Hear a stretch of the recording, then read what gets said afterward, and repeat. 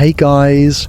Imagine spending your entire day standing next to a roaring furnace that's hotter than any sauna you've ever been in, while the stink of burning coal and hot metal fills your lungs with every breath. Your hands are covered in sores so thick they feel like tree bark, and there's soot under your fingernails that never, ever comes out. The noise is so loud your ears ring even when you're trying to sleep, and your back aches so badly you can barely straighten up at the end of the day. That's just a normal Tuesday for a medieval blacksmith. If you think travelling into the office is tough, wait until you hear what these guys dealt with. Before we get started, please hit that like button and subscribe if you haven't already. I'm genuinely curious to know where you're watching from, so leave me a comment telling me where you are and what time it is right now. So let's step into the forge and see exactly why you wouldn't last a single day as a medieval blacksmith. The first thing you notice when you step into a blacksmith's workshop is the heat. Not the pleasant warmth of a fireplace on a winter evening, but a wall of scorching air that hits you like opening an oven door directly into your face. The forge sits in the middle of the workspace, glowing orange and spitting sparks every time you pump the bellows. Those bellows, by the way, are your new best friend and worst enemy. They're massive leather contraptions that you have to pump constantly to keep the fire hot enough to soften metal. Your arms get tired after about 30 seconds. You've got to keep going for hours. The temperature inside the workshop regularly climbs to levels that would make a modern gym feel like a refrigerator. You're standing maybe an arm's length away from metal that's so hot it glows white. The radiant heat coming off that forge makes your face feel like it's slowly cooking. Your cheeks go red and stay red. The skin on your forearms gets dry and cracked from the constant exposure. There's no such thing as air conditioning, obviously. There's not even a decent breeze most days because the workshop is built with thick walls to contain the noise and keep the weather out. You start sweating within minutes, and it doesn't stop. Your tunic gets soaked through before the morning is half done. The fabric clings to your back and chest in the most uncomfortable way possible. By midday, you've got salt stains forming in patterns across your clothes. Your hair is plastered to your forehead. Moisture drips into your eyes and stings because it's mixed with soot and ash from the air. You wipe your face with your sleeve, which just smears more grime across your skin.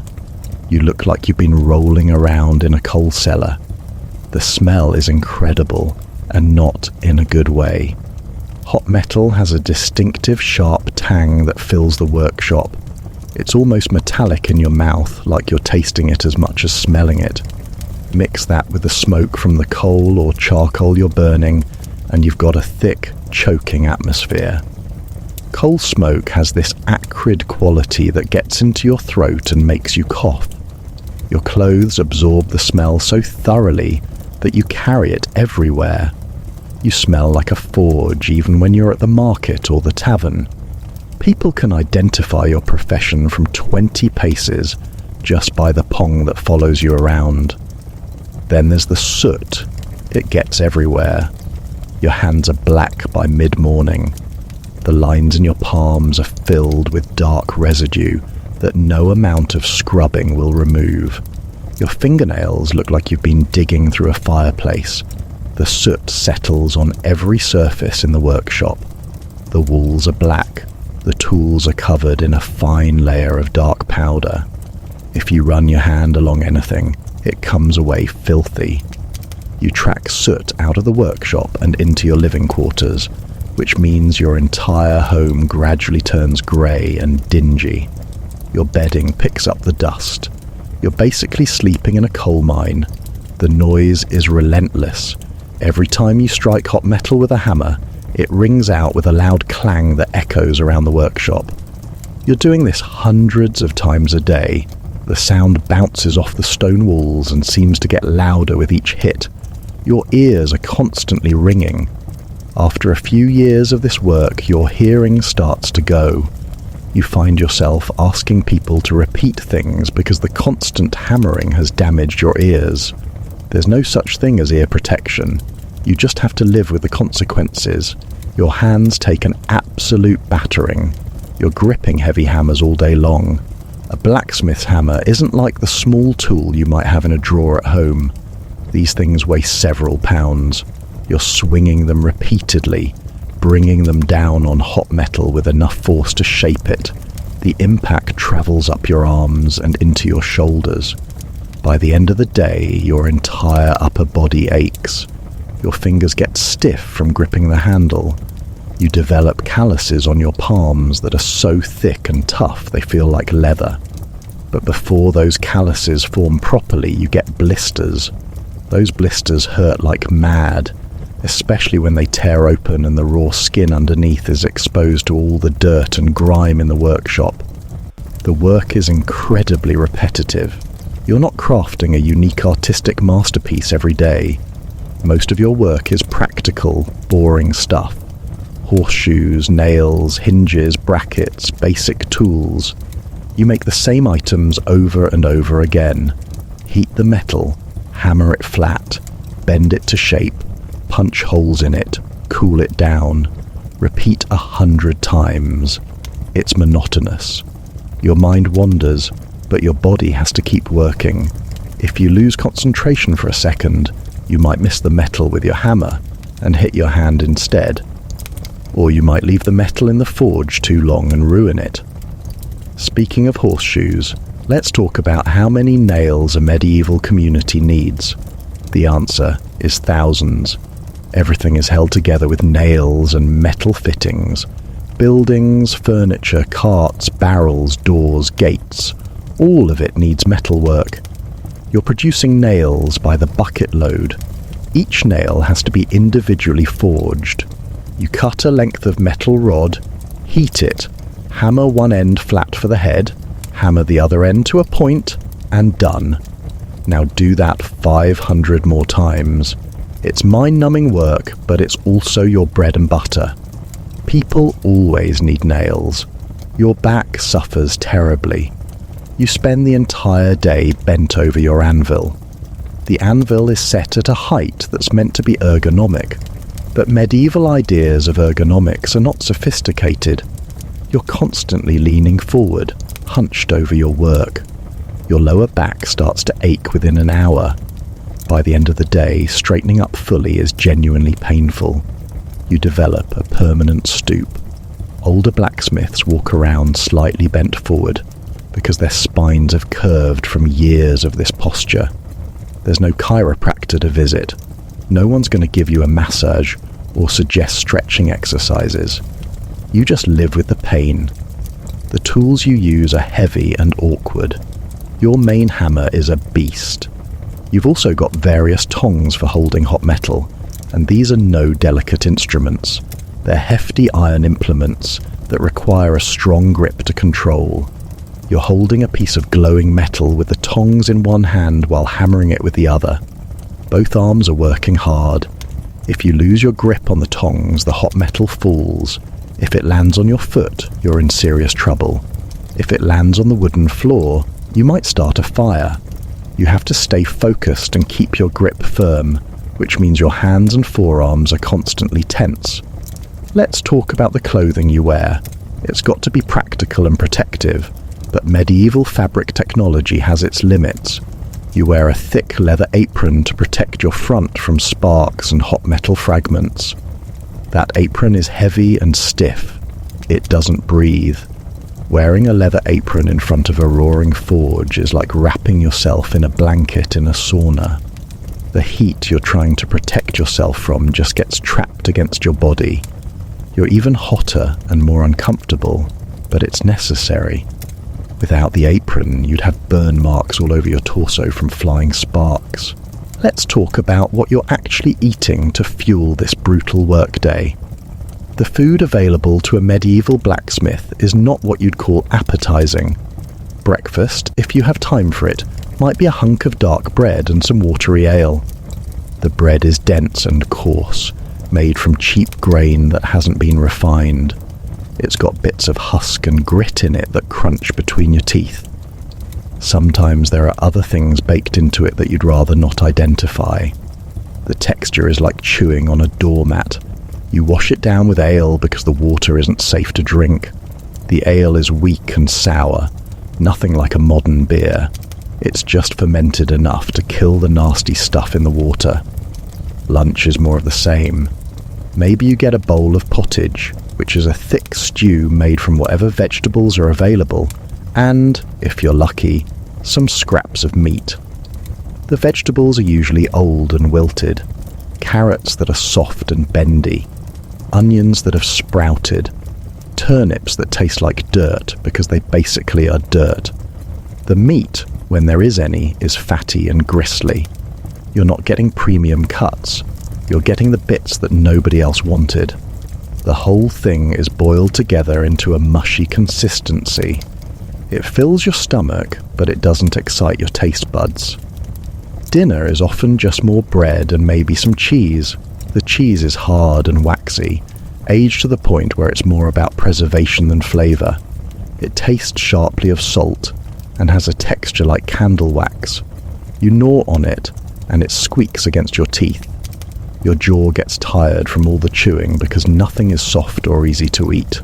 There's no refrigeration, so everything is dried, salted, smoked or pickled within an inch of its life. Fresh food is a rare luxury. You might get it in the height of summer when the harvest is good, but the rest of the year you're living on preserved supplies that have been sitting in a barrel for months. The hunger is constant. The work you're doing burns an incredible number of calories. You're swinging heavy tools, pumping bellows, and standing in extreme heat all day. Your body needs fuel, but you're not getting enough. Portions are smaller than you're used to. You finish your meal and you're still hungry. Your stomach growls. You feel that hollow, gnawing sensation that doesn't go away. You dream about food, you fantasize about having a second helping, but there isn't one. Food costs money, and you're not wealthy. Every meal is rationed and carefully planned to last until the next batch of supplies comes in. Thirst is even worse than hunger. You're losing moisture constantly through all that sweating in the forge. You need to drink regularly, or you'll get dizzy and weak. But your only option is that sour ale, or, if you're brave, water from the local well. The well water has a funky taste. It's been sitting in a stone-lined hole in the ground, and it picks up all sorts of earthy flavours. Sometimes it has a mineral tang. Other times it tastes faintly of rot. You drink it anyway because you have no choice. You get used to the taste after a while, the same way you get used to the smell of the forge. Your teeth suffer from this diet. The coarse bread wears down the enamel. The grit in the flour literally grinds away at your teeth every time you chew. By the time you're middle-aged, your teeth are worn down to nubs. Some of them crack or fall out entirely. There's no dentist to fix them. You just have fewer teeth. Chewing becomes more difficult, which makes eating even less pleasant. You start to avoid certain foods because they're too hard to manage. Your jaw aches from trying to break down tough, chewy food with a diminished set of teeth. Let's address the lack of variety. You eat the same things week after week. There's no popping down to a restaurant for something different. No ordering takeaway. No international cuisine. You get what's available locally, and what's available locally is a very short list of ingredients. Bread, ale, pottage, cheese, the occasional bit of meat. That's it. No spices to speak of, unless you're wealthy. No sugar, no chocolate, no coffee, no exotic fruits. Just the same bland, brown, chewy food every single day. It's monotonous. Your taste buds go numb from the lack of stimulation. The smell of your home is not great. Cooking is done over an open fire inside your dwelling. There's no separate kitchen with an extractor fan. The smoke from the cooking fire fills your living space. Everything smells like smoke and old food. The walls are blackened with soot. Your furniture, what little you have, is permeated with the smell of wood smoke and burnt porridge. Your clothes smell like smoke. Your hair smells like smoke. You smell like smoke. It's just another layer of unpleasant aroma added to the forge smell you already carry. Storage is a constant problem. You can't just put leftovers in the refrigerator. Anything left out starts to go off within hours, especially in warm weather. You have to eat everything you prepare, or it's wasted. Food that's stored in barrels or hung from the rafters attracts pests. Mice are everywhere. They get into your grain sacks and nibble holes in them. You find mouse droppings mixed in with your flour. You try to sift them out, but you definitely don't get them all. Some of those droppings end up baked into your bread. You try not to think about it. Flies are another menace. In the summer, they swarm around any food that's left uncovered. They land on your cheese, your bread, your bowl of pottage. You wave them away, but they come right back. They've probably been sitting on a pile of horse droppings in the street 5 minutes earlier, and now they're walking across your dinner. You eat it anyway. You have to. There's no other option. You develop a strong stomach out of necessity. The lack of hygiene in food preparation is alarming by modern standards. You prepare food with hands that are never truly clean. You've been working in the forge all day, handling sooty tools and dirty metal. You give your hands a quick rinse, but the grime is ingrained. You chop vegetables on a wooden board that's stained and scarred from years of use. That board never gets properly sanitized. It just gets a wipe with a rag, and it's ready for the next meal. Cross-contamination is a constant. Raw meat, vegetables, bread, it all gets prepared in the same space with the same tools. Your cooking pot is a blackened, battered thing that's been used for years. It hangs over the fire and gets a layer of burnt residue on the outside. The inside isn't much better. You scrape it out between uses, but it's never truly clean. Everything you cook picks up a faint, burnt taste from the residue. You stop noticing after a while. It's just how food tastes. The pot itself is heavy and awkward to handle. You lift it off the fire using a hook or a thick rag, and you have to be careful not to spill boiling pottage all over yourself. Water for washing dishes is limited. You heat a small amount over the fire and use it to rinse your bowl and spoon. There's no soap, or if there is, it's a harsh, lye-based substance that's more effective at stripping the skin off your hands than cleaning dishes. You rinse things in greasy water and then set them aside to dry. They're not exactly sparkling clean, but they're good enough for the next meal. Standards are different when everyone's dishes are equally grimy. Speaking of spoons, that's probably your only utensil. You don't have a fork. Forks aren't common yet. You eat with a spoon and your fingers. You tear bread with your hands. You pick meat out of the pottage with your fingers. You lick them clean afterward. Table manners are basic. You eat efficiently, not elegantly. The goal is to get food into your stomach, not to impress anyone. You slurp, you chew with your mouth open, you wipe your greasy fingers on your clothes. Everyone does. It's normal. Now, let's discuss your sleeping arrangements, because a rest is not exactly restful when you're a medieval blacksmith. Your bed is not the comfortable mattress you're used to. It's a wooden frame with a layer of straw or rough fabric stuffed with more straw. The straw is old and compressed from months of use. It's lumpy. You lie down and feel every uneven clump poking into your back. The whole thing rustles and crackles whenever you move. It sounds like you're lying on a pile of dried leaves, which, essentially, you are. The straw gets damp from your body moisture. Remember, you're still sweating even when you're asleep because your living quarters are not air-conditioned. The dampness makes the straw start to rot. It develops a musty, earthy smell. That smell mingles with all the other smells you're carrying. Forge smoke, coal dust, your own sweat. Your bed is a symphony of unpleasant odours. You get used to it, but it's never pleasant. Visitors, if you have any, are hit by the stench when they enter your sleeping space. The straw attracts insects, fleas primarily. Fleas love straw beds. They nest in the material and breed happily. You lie down, and within minutes you feel the first bite.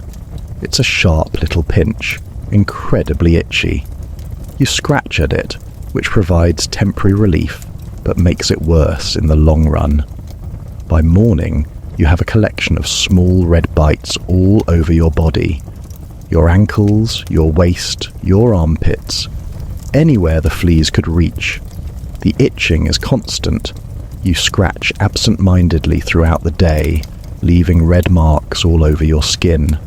You try to combat the fleas by changing the straw regularly, but fresh straw gets infested again within days. There's no winning. The fleas are a permanent part of your life. You accept them the same way you accept the soot and the aching back. They're just another layer of discomfort in a life that's already pretty uncomfortable. Bedbugs are the other major pest. They live in the wooden frame of the bed and come out at night to feed on you. Their bites are even itchier than flea bites. They leave raised welts that take days to fade. You wake up in the morning with fresh bites that you don't remember getting because you were asleep. The bedbugs are sneaky. You can't see them easily. They hide in the cracks and joints of the wooden frame during the day. At night, they crawl out and have a feast. Your blanket is a rough woolen thing that's scratchy against your skin. It's heavy, which is good in winter, but unbearable in summer. The wool has a distinctive lanolin smell, like a damp sheep. It's not been washed in months, possibly years. Washing a large woolen blanket is a huge chore that requires heating massive amounts of water. You don't bother unless it's absolutely filthy. So the blanket accumulates your body oils, your sweat, and all the grime from your work. It gets stiff in places. It's not exactly cozy. In winter, you're cold despite the blanket. Your living quarters have minimal heating. You might have a small fire in a central hearth, but it doesn't put out much warmth. The walls are stone or wattle and daub, both of which provide little insulation. Cold air seeps in through gaps around the door and shutters. The floor is packed earth or stone, both of which radiate cold. You go to bed wearing most of your clothes just to stay warm. You curl up in a ball under the scratchy blanket and shiver through the night. In summer, you're roasting. The same heavy blanket that barely kept you warm in winter is now trapping heat. You kick it off, but then you're exposed to the insects. You put it back on and suffer the heat. There's no good solution. You toss and turn, trying to find a comfortable position. The straw crackles beneath you. You wake up multiple times throughout the night, damp with sweat, itching from bites, aching from the lumpy surface. The darkness is absolute when you're trying to sleep. There's no street light outside your window, no glowing alarm clock, no phone screen. When the fire dies down and you blow out the candle, it's pitch black. You can't see your hand in front of your face. It's disorienting. You lie there in the darkness, listening to the sounds of the night. Rats scurrying in the walls, the wind whistling through gaps, someone snoring nearby if you share your living space. The darkness feels heavy and oppressive. Waking up is not a gentle process. There's no alarm clock to ease you into consciousness. You wake when your body decides it's had enough, or when the discomfort of the bed becomes too much to ignore. Usually it's the latter. Your back is stiff from lying on the uneven surface. Your neck has a crick in it from the lack of proper support. You sit up and your joints crack. You feel tired despite having slept. The rest you got was not quality rest. It was just lying down for several hours while being bitten and poked, and either too hot or too cold. You start your day already exhausted. There's no such thing as waking up refreshed and energized. You wake up achy, itchy, and grumpy. You drag yourself out of bed, and your feet hit the cold floor. You fumble around in the darkness trying to find your boots. You splash some cold water on your face from a bucket. The water is shockingly cold. It wakes you up, but not in a pleasant way. You dry your face on a rag that's seen better days, and you're ready to start another day at the forge. Let's talk about privacy, or the complete lack of it. You probably don't have a bedroom in the modern sense. Your sleeping area might be a corner of the main room, separated by a curtain if you're lucky. If you live alone, that's fine. But if you share your dwelling with family members or other workers, there's no privacy at all. Everyone can hear everything. Snoring, coughing, scratching, other bodily noises. It's all out in the open. You can't escape it. If you're lucky enough to have an apprentice or a helper, they're sleeping in the same room. They've got their own straw mattress on the floor nearby. You can hear them breathing. You can smell them. Personal space is not a concept that exists. You're living on top of each other.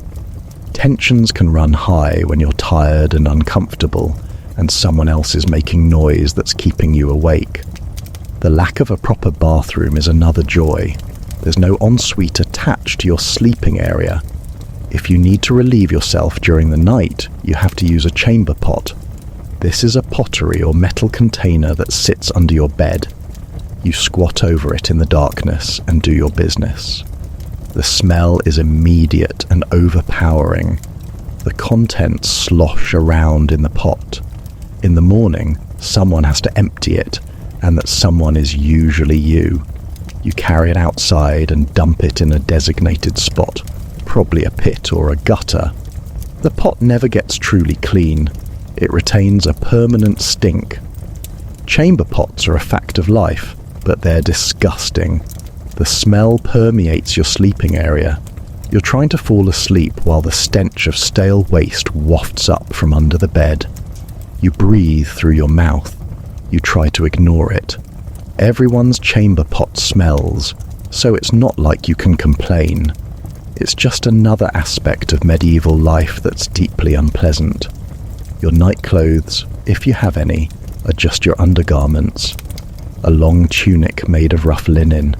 It's scratchy and uncomfortable. It doesn't get washed often. You wear it for days or weeks at a time. It absorbs your sweat and body oils. It starts to smell ripe. You get used to your own smell, but it's there. The tunic gets stiff in places where the sweat has dried. It chafes against your skin. You wake up with red marks where the fabric has rubbed you raw during the night. Personal hygiene as a medieval blacksmith is not exactly a strong point. Let's start with washing. You don't have a shower. You don't have a bath in your dwelling. You don't even have running water. If you want to wash, you have to heat water over the fire, which takes time and fuel. Fuel costs money. You're not going to waste firewood just to have a nice warm wash every day. So you don't. You wash infrequently, maybe once a week if you're diligent, maybe less often if you're busy or lazy or it's winter, and the thought of getting wet is unbearable. When you do wash, it's a quick, perfunctory affair. You fill a basin with lukewarm water and give yourself a wipe down with a rag. You start with your face and work your way down. The water turns grey almost immediately from all the soot and grime on your skin. By the time you're done, you're washing yourself with dirty water. You're not getting truly clean, just slightly less filthy. The rag you're using is rough and worn. It scrapes against your skin. Sensitive areas get irritated. You finish the wash feeling raw and uncomfortable. Soap, if you have it, is harsh. It's made from animal fat and lye. It strips the natural oils from your skin. Your hands, which are already dry and cracked from the forge work, become even drier. The skin on your knuckles splits. Your palms feel like parchment. The soap doesn't smell nice. It has a chemical, acrid odour. It doesn't lather well. You rub it over your skin and it leaves a filmy residue. You rinse it off as best you can, but some of it remains, making your skin feel tacky. Your hair is a disaster. You don't wash it often. Shampoo doesn't exist. You use the same harsh soap on your hair that you use on your body, if you use anything at all. Your hair gets greasy from your scalp's natural oils. It gets full of soot and dust from the workshop. It tangles and mats. You run your fingers through it and feel clumps and knots. Combing it out is painful. You don't bother most days. You just let it do its own thing. If it gets too unmanageable, you might tie it back with a leather cord. Otherwise, it hangs around your face, itchy and irritating. Your scalp itches constantly, partly from the dirt and grease, partly from the inevitable infestation of lice. Lice are another permanent companion, like the fleas. They live in your hair and feed on your scalp. They lay eggs, called nits, that stick to your hair shafts. You can feel them when you scratch your head, little bumps that crunch slightly when you squash them between your fingernails. The itching is maddening. You scratch without thinking, leaving red scratch marks all over your scalp. Sometimes you scratch so hard you break the skin. Your fingernails are always dirty. You've already established that soot gets under them and never comes out. But it's not just soot. It's grime from handling metal, dust from the workshop, grease from tools, remnants of your meals. Your fingernails are black-rimmed and ragged. You bite them sometimes to trim them because you don't have proper nail scissors. Biting your nails when they're full of forge grime means you're putting all that filth in your mouth. You don't think about it. It's automatic. Your teeth, as mentioned before, are in poor condition. But let's talk about cleaning them. You don't have a toothbrush. You don't have toothpaste. You might, if you're very conscientious, rub your teeth with a rough cloth occasionally. Some people use a twig with frayed ends as a rudimentary brush. You chew on it, and the fibres scrub your teeth a bit. It's not very effective. Your teeth are stained yellow and brown from your diet, and from the smoke you're constantly exposed to. Your gums are red and inflamed. They bleed easily when you poke at them. Your breath smells like old meat and stale ale. It's a smell you're aware of when you wake up, but it doesn't improve much during the day. Everyone's breath smells bad, so it's not a social disadvantage. When you're talking to someone, you're both breathing bad breath at each other. It's equal, but it doesn't make it pleasant. Conversations at close range are an assault on the nose. Let's talk about body odour. You sweat constantly from the forge work. The sweat soaks into your clothes. Your clothes don't get washed often because, again, heating enough water to wash clothes is a huge chore. You wear the same tunic for days or weeks. The sweat dries and then you sweat into it again. The fabric becomes stiff with dried sweat. It smells sour and musty. You can smell yourself when you lift your arm. It's a strong, pungent odour that would be offensive in any modern setting. But in a medieval village, everyone smells. You don't stand out. The whole place has an underlying funk of unwashed bodies, animal waste, and rotting organic matter. Your underarms are particularly ripe. The combination of sweat, bacteria, and trapped heat creates a stench that's eye-watering. You don't have deodorant. You don't even have the concept of deodorant. You just smell. You lift your arm to wipe your forehead and get a faceful of your own armpit stench. You've become somewhat nose-blind to it, but it's definitely there. Your feet are another source of powerful odour. They're trapped inside thick leather boots all day. They sweat. The moisture has nowhere to go. It just accumulates inside the boot, soaking into your wool socks. By the end of the day, your feet are damp and wrinkled like you've been in the bath too long. They smell like a combination of cheese, vinegar, and something that died. You peel off your boots at night, and the smell that escapes is formidable. You air your boots out overnight, but they never fully dry. You put them back on the next morning, and your feet slide into damp, smelly leather. It's grim. Fungal infections are common. The constant dampness and lack of hygiene create perfect conditions for athlete's foot. The skin between your toes becomes white and soggy. It itches and burns. You scratch at it, which makes it worse. It spreads to the soles of your feet. The skin peels and cracks. Walking becomes uncomfortable. You develop a permanent limp as you try to minimize the pain. There's no antifungal cream.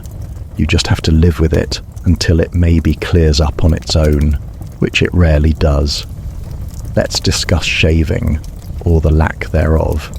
Most blacksmiths have beards because shaving is a hassle. Razors are expensive and require maintenance. You have to sharpen them regularly on a leather strop.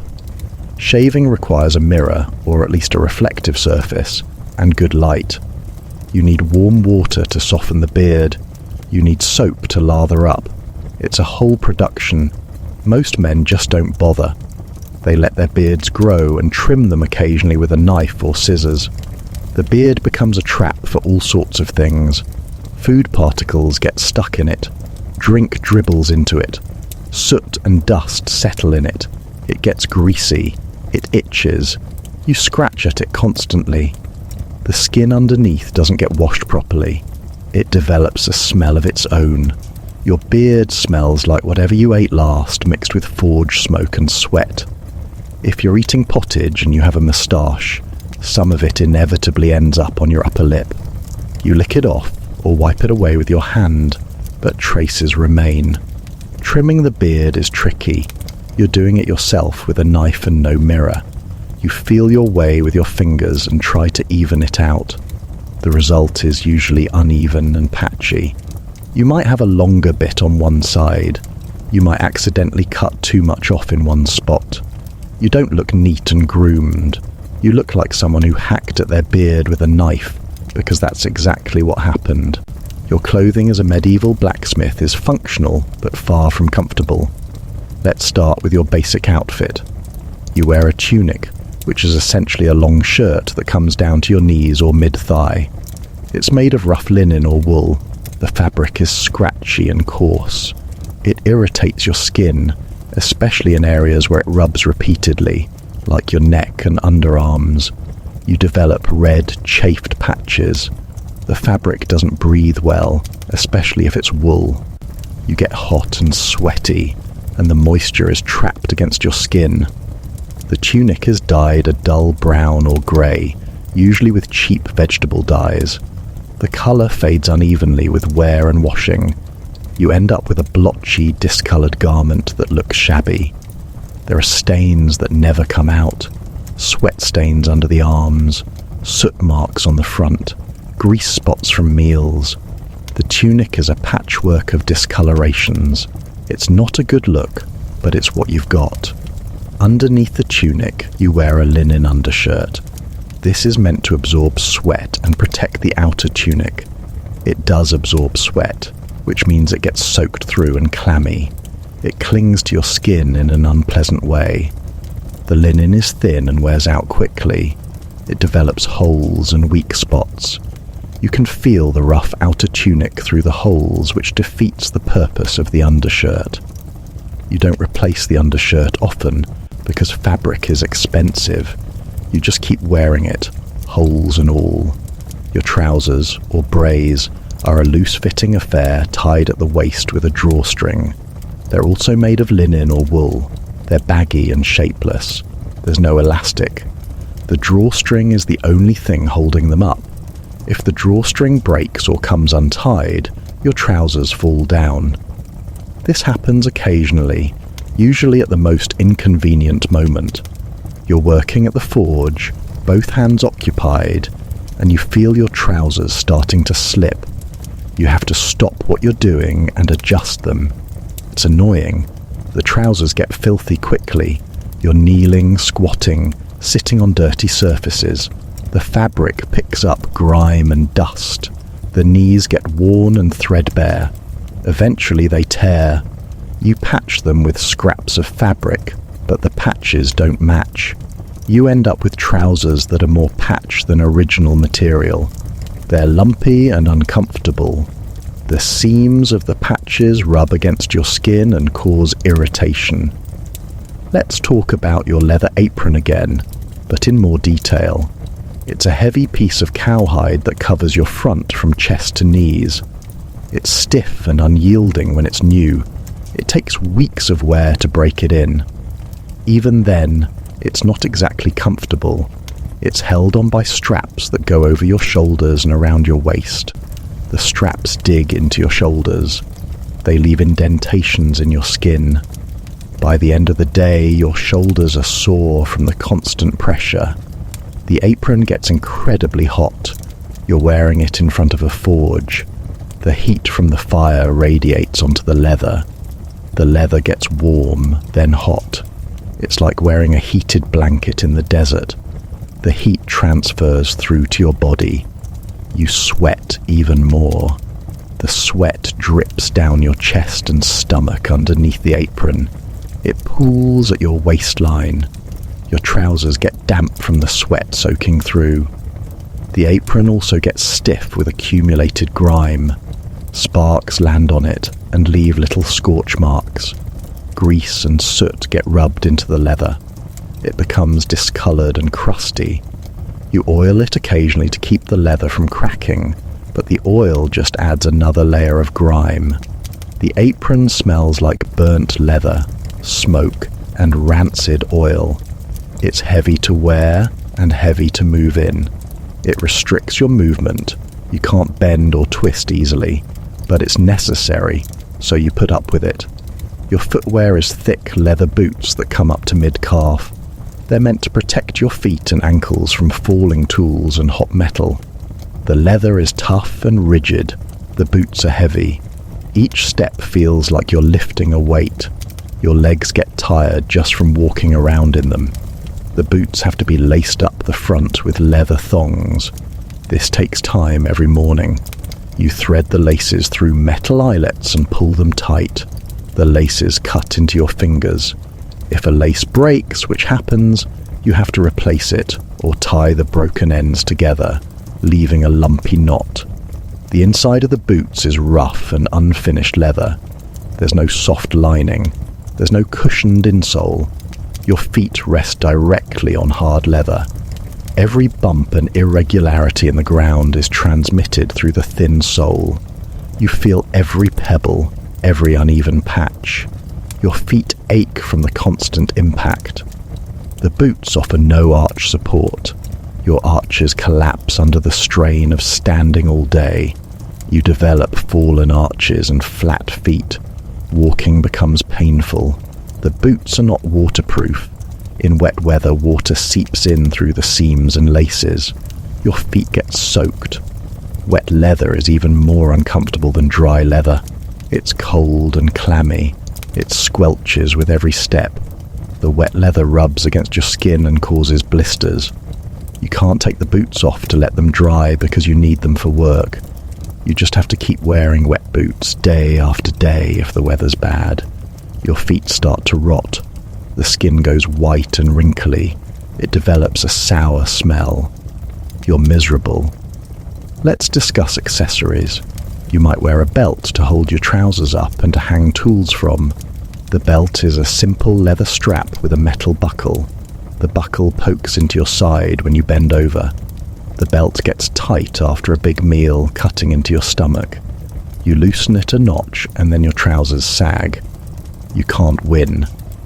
You might also wear a hood or a cap to protect your head from sparks. The hood is made of thick wool or leather. It's hot and itchy. It covers your ears, which means you can't hear as well. Combined with the hearing damage from the forge noise, you're basically deaf. People have to shout at you. You miss parts of conversations. It's frustrating for everyone. Gloves are sometimes worn, but they're a mixed blessing. Leather work gloves protect your hands from heat and sparks, but they're bulky and reduce your dexterity. You can't feel what you're doing as well. You might drop things or misjudge your grip. Many blacksmiths choose to work barehanded and just accept the burns and calluses. If you do wear gloves, they get stiff and crusty from sweat and grime, just like everything else. Let's talk about laundry. You don't do laundry often because it's a massive job. You have to heat enormous amounts of water. You have to scrub the clothes by hand using that harsh lye soap. You have to wring them out, which is hard work when the fabric is heavy and soaked. Then you have to hang them up to dry, which takes forever, especially in damp weather. The whole process takes hours. You'd rather spend those hours resting or doing something, anything else. When you do finally wash your clothes, they don't come out sparkling clean. The stains are set in too deeply. The soot and grease have bonded with the fibres.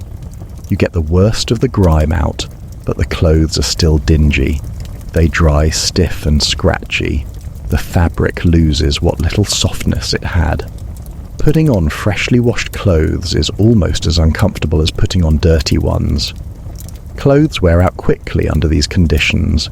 Seams split, fabric tears, holes appear in high-stress areas like elbows and knees. You mend them yourself with a needle and thread. Your stitching is rough and uneven. The mended areas are lumpy. The thread doesn't match the fabric. Your clothes are a patchwork of repairs. Eventually a garment becomes more whole than fabric. You retire it and cut it up for rags. Then you have to save up to buy or make a new one. Let's talk about the social aspects of being a medieval blacksmith. Your social life, such as it is, revolves around the forge and the local tavern. You're not attending fancy parties or cultural events. You're not networking at professional conferences. You're a tradesman, and your social circle consists of other tradesmen, labourers, and the occasional customer who commissions work from you. The tavern is where you go to unwind after a long day. It's a dimly lit, smoky room packed with other tired, smelly workers. The floor is covered in rushes that haven't been changed in weeks. The rushes are supposed to absorb spills and keep the floor clean, but they're filthy. They're damp with spilled ale, spotted with food scraps, and home to various insects. The smell is a combination of stale beer, unwashed bodies, wood smoke, and something vaguely rotten. It's not a pleasant environment, but it's better than sitting alone in your dark, flea-infested dwelling. You sit on a rough wooden bench. The wood is splintered and uneven. You have to be careful where you put your hands or you'll get a splinter. The table in front of you is sticky with spilled drinks and greasy from food. You rest your arms on it and immediately regret it. You can feel the tackiness. You try to find a less sticky spot. There isn't one. You order ale. The ale is served in a wooden or pottery mug that's been used by countless people before you and not washed properly between uses. The rim is chipped. The inside has a permanent brown stain. You drink from it anyway. The ale itself is lukewarm, slightly sour, and not particularly alcoholic. It's more about the social ritual than the quality of the drink. You sip it slowly because you can't afford to buy many rounds. The conversation around you is loud and rough. People are shouting to be heard over each other. There's a lot of laughing, belching, and crude jokes. Topics include work, the weather, complaints about the local lord or the tax collector, and exaggerated stories of past exploits. No one's talking about philosophy or literature. It's basic, earthy conversation. You join in when you have something to contribute. Mostly you just listen and nurse your ale. The tavern is lit by a few candles in the fireplace. The lighting is dim and flickering. Shadows dance on the walls. It's hard to see clearly. People's faces are half in shadow. The fire smokes badly. The chimney doesn't draw properly. Smoke drifts into the room and makes your eyes water. You're already used to smoke from the forge, so it doesn't bother you much. But combined with the smoke from everyone's pipes and the general fug of unwashed bodies, the air is thick and stifling. The entertainment, if you can call it that, might be someone with a simple instrument like a flute or a drum. They play repetitive tunes. It's not particularly skilled, but it's something to listen to. People might sing along, badly and drunkenly. The singing is more shouting than melody. It's loud and chaotic. If you're lucky, someone tells a story. The stories are usually bawdy tales or local legends that everyone's heard 100 times before. But familiarity is comforting. You laugh at the same jokes every time. If you're unlucky, a fight breaks out. Tempers are short after a long day of hard work. Someone says the wrong thing. Someone bumps into someone else and doesn't apologize. Suddenly fists are flying. Tables get overturned. Mugs get smashed. You try to stay out of it, but in the cramped space it's hard to avoid getting caught up. You might take an elbow to the face or get shoved into a wall. The tavern keeper shouts and tries to break it up. Eventually the fighters are thrown out or they exhaust themselves. The tavern settles back down. Someone rights the overturned table. Life goes on. You don't stay late. You can't afford to drink too much and you need to be up early for work. You finish your ale, say your goodbyes, and head out into the dark streets. The streets are pitch black. There are no street lights. The moon, if it's out, provides some illumination. Otherwise, you're navigating by memory and feel. You know the way home. You've walked it 100 times. You avoid the worst of the potholes and the piles of muck. You keep to the middle of the path to avoid the sewage running down the gutters. The streets smell terrible at night. All the waste that people have thrown out during the day is sitting there festering. The smell is thick and cloying. You breathe through your mouth. You hear rats scurrying in the darkness. You hear someone coughing in a nearby dwelling. You hear a dog barking. You reach your home, push open the door and stumble inside. You're exhausted. You don't bother undressing fully. You just pull off your boots and collapse onto your straw mattress. Within minutes, you're asleep despite the lumps and the fleas. Let's talk about your relationship with customers. People come to you because they need metal work done. They need horseshoes, tools, nails, hinges, locks, all sorts of things. You're providing an essential service, but that doesn't mean the customers are always pleasant. Some customers are demanding. They want the work done immediately. They don't understand that you have other orders ahead of theirs. They argue and complain. They try to haggle over the price. They insist their job is urgent and should jump the queue. You have to be firm, but polite. You need their business, but you also need to manage your workload. It's a delicate balance. Other customers are vague about what they want. They describe something in unclear terms. You try to clarify. They get impatient. You make your best guess and produce the item. They complain it's not what they wanted. You have to redo it. You're not getting paid extra for the additional work. It's frustrating. Payment is another issue. Not everyone pays promptly. Some customers take the finished item and promise to pay later. Later turns into next week, then next month. You have to chase them for payment. They make excuses. They say times are hard. They ask for a discount. You need the money, so you accept less than the agreed price. It's better than nothing. Sometimes customers try to cheat you. They claim the work is substandard and refuse to pay. They point out minor imperfections and demand a refund. You argue. They threaten to take their business elsewhere. You don't want a bad reputation, so you give in. You're constantly being taken advantage of. On the other hand, some customers are fair and reasonable. They pay on time. They're satisfied with the work. They recommend you to others. These customers are a relief. You value them. You make sure their orders get priority. Your reputation is everything. Word of mouth is how you get business.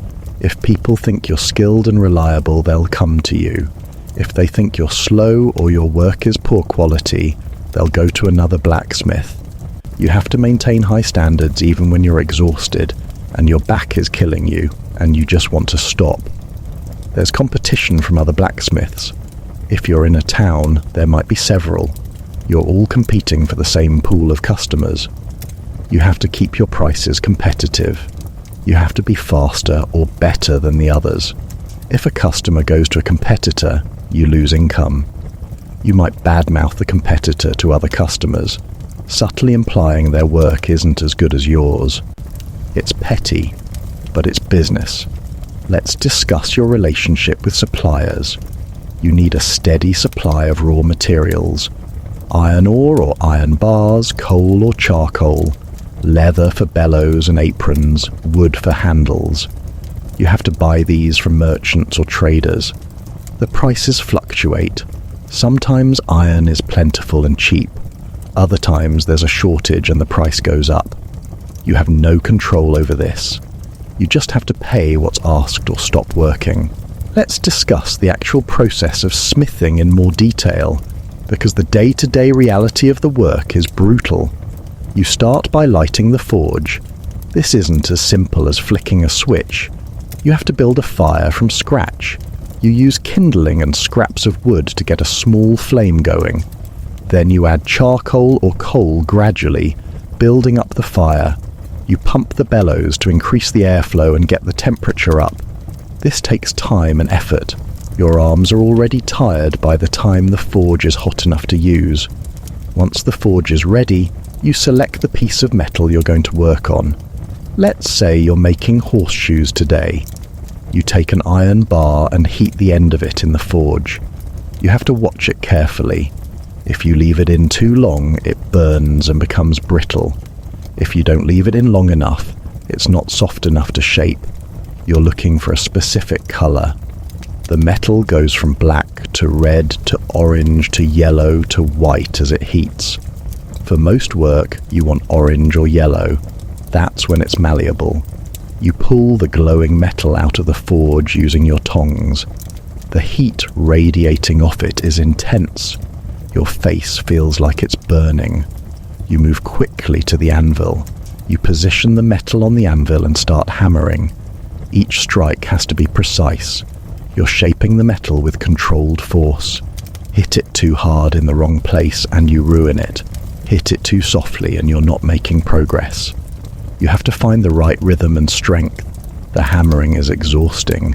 Your arm goes up and down, up and down. The hammer is heavy. Each strike sends a shock through your arm and into your shoulder. After a few minutes, your muscles are burning, but you can't stop. The metal is cooling. You have to shape it while it's hot. You work as fast as you can, sweat pouring down your face, your breath coming in gasps. The metal cools and hardens. It's no longer glowing. It's turned a dull grey. You have to reheat it. Back into the forge it goes. You pump the bellows again. You wait for it to heat up. Then back to the anvil for more hammering. This cycle repeats over and over. Heat, hammer, heat, hammer. Each horseshoe requires multiple heating cycles. It's tedious and exhausting. While you're hammering, sparks fly off the hot metal. They shoot out in all directions. Some land on your apron and fizzle out. Others land on your arms or your face. Each spark is a tiny point of searing pain. You flinch, but you keep working. You develop small burn marks all over your exposed skin. Little red dots that sting. Over time, you accumulate a collection of scars from these burns. Your arms are covered in small white marks. It's the mark of the trade. The noise, as mentioned before, is deafening. Each hammer strike rings out with a metallic clang. In the confined space of the workshop, the sound bounces off the walls and amplifies. It's relentless. Your head starts to ache from the noise. Your ears are ringing. You can't hear anything else. If someone tries to talk to you, you have to stop hammering to hear them. It disrupts your rhythm. Let's talk about the specific task of making nails, since that's a huge part of your work. Each nail is forged individually. You heat a thin iron rod. You hammer one end flat to form the head. You hammer the other end to a point. You cut it to length using a chisel. Each nail takes maybe a minute or two. That doesn't sound like much, but when you need to make hundreds of nails, it adds up. You spend entire days doing nothing but making nails. Heat, hammer, flatten, point, cut. Repeat. Your mind goes numb. You're operating on autopilot. Your body is doing the work while your brain shuts down. The monotony is soul-crushing. There's no variety, no creativity. You're a machine producing the same item over and over. Modern factory workers would sympathize, except their environment is probably safer and more comfortable. You're doing repetitive work in brutal conditions. Mistakes happen. You misjudge the temperature and the metal cracks when you hammer it. You have to discard it and start over. You're wasting materials, which means you're wasting money. You get frustrated. You hit the anvil in anger, which achieves nothing except hurting your hand. You take a breath and start again. Let's discuss making more complex items, like a hinge or a lock. These require more skill and attention. You have to forge multiple pieces and fit them together. You're creating joints and moving parts. The tolerances have to be tight. If the pieces don't fit properly, the hinge won't work. You're constantly checking your work, heating and adjusting, filing and fitting. It's painstaking. Filing is another tedious task. You use a metal file to smooth rough edges and refine shapes. The file makes a grating, screeching sound as it scrapes against the metal. The sound sets your teeth on edge. The file gets clogged with metal filings. You have to clean it out with a wire brush. Your hands get covered in fine metal dust. It gets under your skin and causes irritation. Punching holes in metal is hard work. You heat the metal until it's soft. Then you position a punch over the spot where you want the hole. You hit the punch with a hammer, driving it through the metal. It takes several hard strikes. The punch can slip if you're not careful. You might miss and hit your hand holding the punch. The punch gets hot from the friction. You have to let it cool or use a different one. Quenching is the process of cooling hot metal rapidly, usually by plunging it into water. The metal hisses and steams. A cloud of hot vapor erupts from the water. It scalds your hand if you're not careful. The sudden temperature change can cause the metal to crack if you've done it wrong. There's skill in knowing when to quench and when to let the metal cool slowly. Tempering is another process. After hardening metal by quenching, you reheat it to a lower temperature to make it less brittle. You have to judge the temperature by the color the metal turns. It's a delicate process. Too little, and the metal is too hard and will shatter. Too much, and it's too soft and will bend. You're relying on experience and guesswork. There's no thermometer. Let's talk about mistakes that ruin a piece. You're working on a complex commission, something that's taken hours. You make a final hammer strike and the metal cracks. All that work is wasted. The customer won't pay for a cracked item. You can't salvage it. You're out the time and materials. You want to scream. Instead, you throw the ruined piece in the scrap pile and start over. Your mood is foul for the rest of the day. The scrap pile grows over time. It's a heap of failed attempts, broken tools, offcuts and bent nails. Eventually you'll melt it all down and reuse the metal. But melting scrap is hard work. You have to get the forge incredibly hot. Iron melts at a much higher temperature than the working temperature. You're pumping the bellows non-stop. The heat is unbearable. You pour the molten metal into molds to form new bars. Molten metal is terrifying. If you spill it, it will burn through anything it touches. You're extremely careful, but accidents happen. You've got burn scars from splashes of molten metal. They're painful and take forever to heal. Let's discuss the tools you use and their maintenance. Your hammer is your primary tool, but hammers wear out. The face of the hammer gets dented and misshapen from constant use. You have to reforge the face to flatten it out. You're using your tools to fix your tools. The handle of the hammer is wood, and it can crack or break. You have to replace it. You shape a new handle from a piece of hardwood. You fit it into the hammerhead and wedge it tight. It's a fiddly job. Let's talk about the weather and how it affects your work. In summer, the heat is unbearable. You're already working next to a forge that's radiating intense heat. Add in the summer sun beating down on the roof of your workshop, and the temperature inside becomes hellish. There's no ventilation to speak of. The air is still and stifling. You feel like you're being baked alive. The sweat pours off you in rivers. You're drinking constantly, but you can't keep up with the fluid you're losing. You get dizzy and weak. You have to take breaks, sitting in whatever shade you can find, trying to cool down. But breaks mean less work done, which means less money earned. The summer heat also makes the metal harder to judge. Everything is already hot. The ambient temperature is high. The color cues you rely on to judge the temperature of the metal are less reliable. The metal doesn't glow as brightly in the daylight. You have to rely more on experience and touch. You make more mistakes. You waste more materials. Flies and other insects are a plague in summer. They swarm around you, attracted by your sweat. They buzz in your ears. They land on your face. You swat at them, but they keep coming back. They land on your work. They get into your drinking water. You accidentally inhale one and choke. It's maddening. You can't concentrate with insects constantly harassing you. In winter, the opposite problem occurs. The forge provides some warmth, but it's localized. Your front, facing the forge, is warm.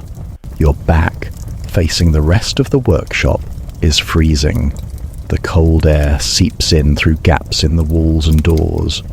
Your back and shoulders are stiff with cold. Your fingers get numb. Numb fingers can't grip tools properly. You fumble and drop things. You're more likely to have accidents. The metal is harder to work in winter. It cools faster in the cold air. You have to reheat it more often. You're constantly shuttling between the forge and the anvil. The extra heating cycles take more time and use more fuel. Your fuel costs go up. Your productivity goes down. You're making less money in winter when you already have to spend more on heating your home and buying warmer clothes. The forge is harder to keep hot in winter. The cold air coming in cools the fire. You have to pump the bellows more vigorously. Your arms get even more tired. You're burning through fuel faster. If you run out of charcoal in the middle of a job, you have to stop and get more. If your supplier is out of stock, you can't work. You lose days of income. Your hands suffer terribly in winter. They're already rough and calloused. The cold makes the skin crack. The cracks are painful. They split open and the raw flesh underneath is exposed. Every time you grip a tool, it hurts. Your hands get so dry that the skin bleeds. There's no hand cream. You might rub some animal fat on them, but it doesn't help much. Your hands look like they belong to someone much older. They're weathered and damaged. Let's talk about rain. When it rains, water gets into your workshop. The roof leaks. It's not a good roof. It's probably thatch or wooden shingles, and both have gaps. Water drips through. It lands on your tools, making them rust. It lands on your forge, causing the fire to hiss and spit. It puddles on the floor, turning the dirt into mud. You're walking around in mud inside your own workshop. Your boots get caked in it. You track it everywhere. The rain makes everything damp. Your clothes are damp. Your firewood is damp and harder to light. The leather of your bellows absorbs moisture and becomes heavy and less flexible. The dampness gets into your bones. You feel cold and clammy all the time. You can't get warm. Even standing next to the forge doesn't fully drive away the chill. If there's a serious storm, you might have to stop working altogether. The wind howls through the gaps in the walls. The fire in the forge gets blown around. Sparks fly everywhere. It's dangerous. Water pours in through the roof. Everything gets soaked. You huddle in a corner and wait for it to pass. You're losing a day's work, which you can't afford. Let's discuss the seasonal availability of work. Certain times of year are busier than others. In spring and summer, farmers need tools repaired and new equipment made for the harvest. You're busy with orders. You're working long hours to keep up. The money is good, but the workload is brutal. You're exhausted all the time. In autumn, there's a lull. The harvest is in. Farmers don't need as much work done. You have fewer orders. You're making less money. You start to worry about getting through the winter. You take on any work you can get, even small, low-paying jobs. You can't afford to turn anything down. Winter is the hardest time financially. People are less active. There's less construction, less farming. Demand for your services drops. You're scraping by on whatever savings you manage to accumulate during the busy season. If you didn't save enough, you go hungry. You might have to borrow money or barter your skills for food. It's a constant anxiety. The uncertainty of income is stressful. You never know how much you'll earn in a given week. A big order can set you up nicely. A string of quiet days leaves you desperate. There's no safety net, no unemployment benefits. If you can't work, you don't eat. If you get injured and can't work for an extended period, you're in serious trouble. Let's talk about the toll this work takes on your body over the years. You start out young and strong, but the work breaks you down. Your back, as mentioned, becomes permanently bent. Your shoulders are rounded from hunching over the anvil. Your posture is terrible. You look older than you are. Your hands become gnarled and deformed. The joints are swollen from arthritis caused by the constant impacts and strain. Your fingers don't straighten fully. They're locked in a semi-curled position from years of gripping tools. Fine motor control is gone. You can't thread a needle or pick up small objects. Everything has to be grasped with your whole hand. Your hearing is shot. The constant noise has damaged your inner ear. You have a permanent ringing, a high-pitched whine that never stops. Conversations are difficult. You have to ask people to repeat themselves. You speak loudly because you can't hear your own voice properly. People think you're shouting at them. Your lungs are damaged from inhaling smoke and metal dust for years. You have a chronic cough. You cough up dark, sooty mucus. Climbing stairs or walking uphill leaves you wheezing and out of breath. Your lung capacity is reduced. You can't take a full, deep breath anymore. Your eyesight deteriorates from years of staring at glowing metal in dim light. The constant exposure to bright light from the forge damages your eyes. You develop cataracts. Your vision becomes blurred and cloudy. You can't see fine details. You have to work by feel more than by sight. This makes the work harder and more prone to error. Your joints are a mess. Knees, elbows, wrists, all of them ache constantly. The repeated motions and impacts have worn down the cartilage. Bone grinds on bone. Movement is painful. You walk with a stiff, shuffling gait. You can't kneel or squat anymore. Getting up from a sitting position is a slow, painful process. Chronic pain is your constant companion. Something always hurts. Your back, your hands, your shoulders, your knees. The pain is worse in the morning. You're stiff from sleeping on that terrible mattress. It takes you a while to loosen up and get moving. The pain never fully goes away. It's just something you live with. There's no effective pain relief. You might drink extra ale in the evening to dull it slightly, but that's about it. Let's discuss the infrastructure around your workshop, because the space you work in is far from ideal. The building itself is basic. The walls are thick stone or timber filled with wattle and daub, which is basically sticks woven together and covered with a mixture of mud, straw, and animal dung. Yes, dung. It's used as a binder. Your walls are partially made of dried manure. The smell never fully goes away, especially when it gets damp. The walls absorb moisture and give off a musty barnyard odour. The floor is packed earth, it's not level. There are dips and bumps everywhere. Water pools in the low spots when it rains.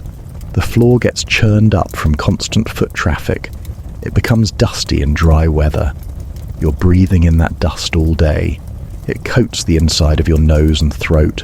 In wet weather, the floor turns to mud. Your boots sink into it. You leave deep footprints everywhere. The mud gets tracked onto everything. The ceiling is low. You can probably reach up and touch the beams if you stretch. The beams are rough-hewn timber, blackened with soot. Spider webs hang from every corner.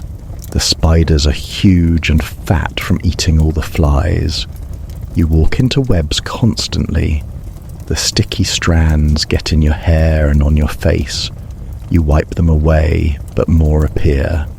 The spiders themselves drop down occasionally, landing on your shoulder or your workbench. You brush them off with a shudder. There's minimal natural light. You have 1 or 2 small windows if you're lucky. They're not glazed with glass because glass is expensive.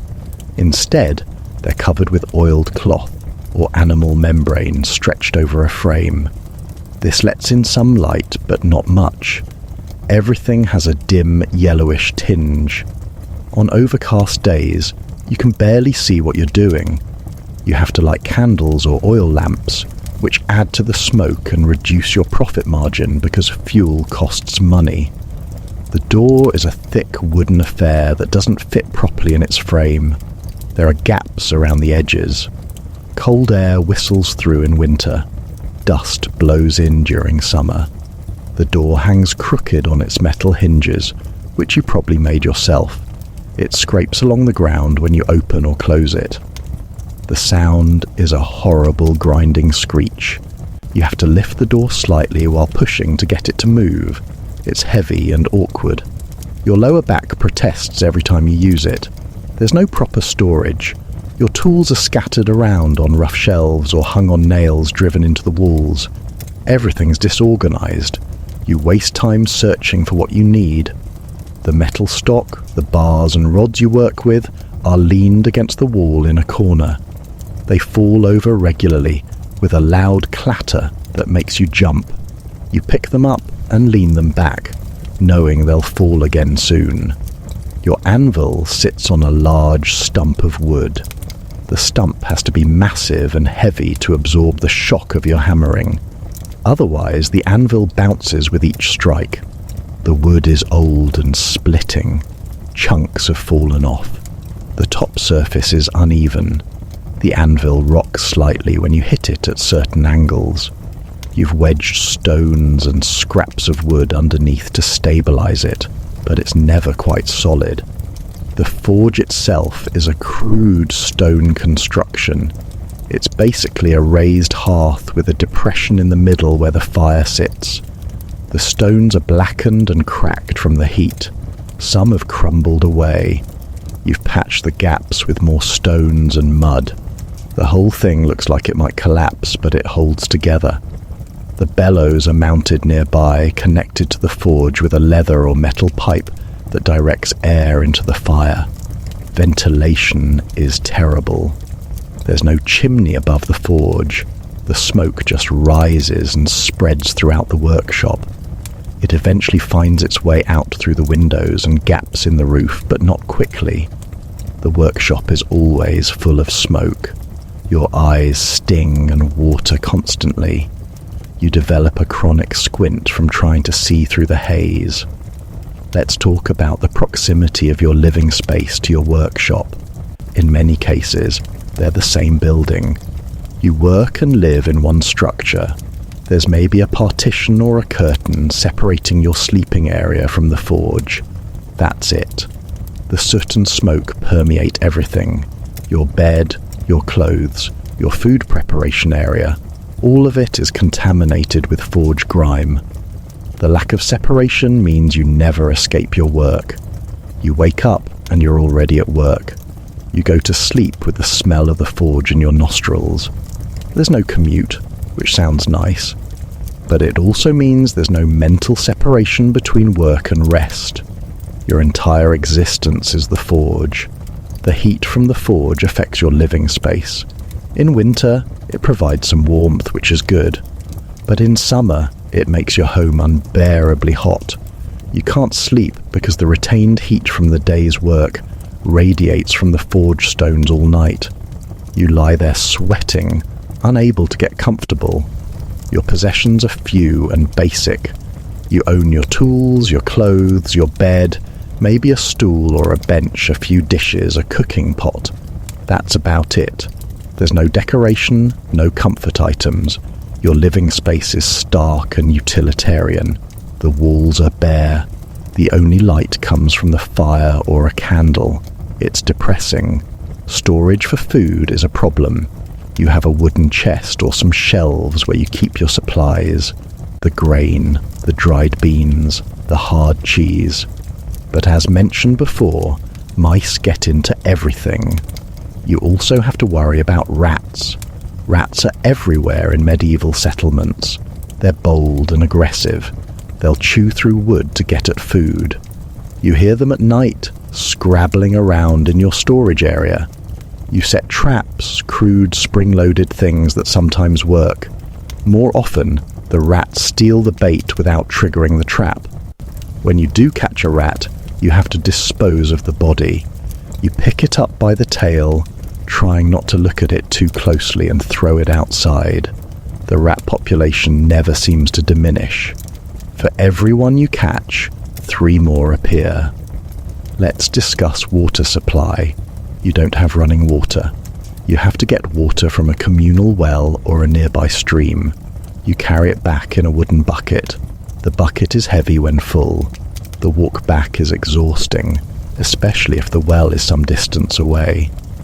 Water sloshes out of the bucket with each step, soaking your leg and boot. By the time you get home, you've lost a quarter of the water. The water you collect has to serve multiple purposes: drinking, cooking, washing, cooling metal. You ration it carefully. You can't just turn on a tap and get more. Every drop counts. If you spill a bucket, it's a disaster. You have to make another trip to the well. In winter, the well can freeze over. You have to break through the ice to get to the water beneath. Your hands freeze while you're doing this. The wet cold is painful. The water you draw up is shockingly cold.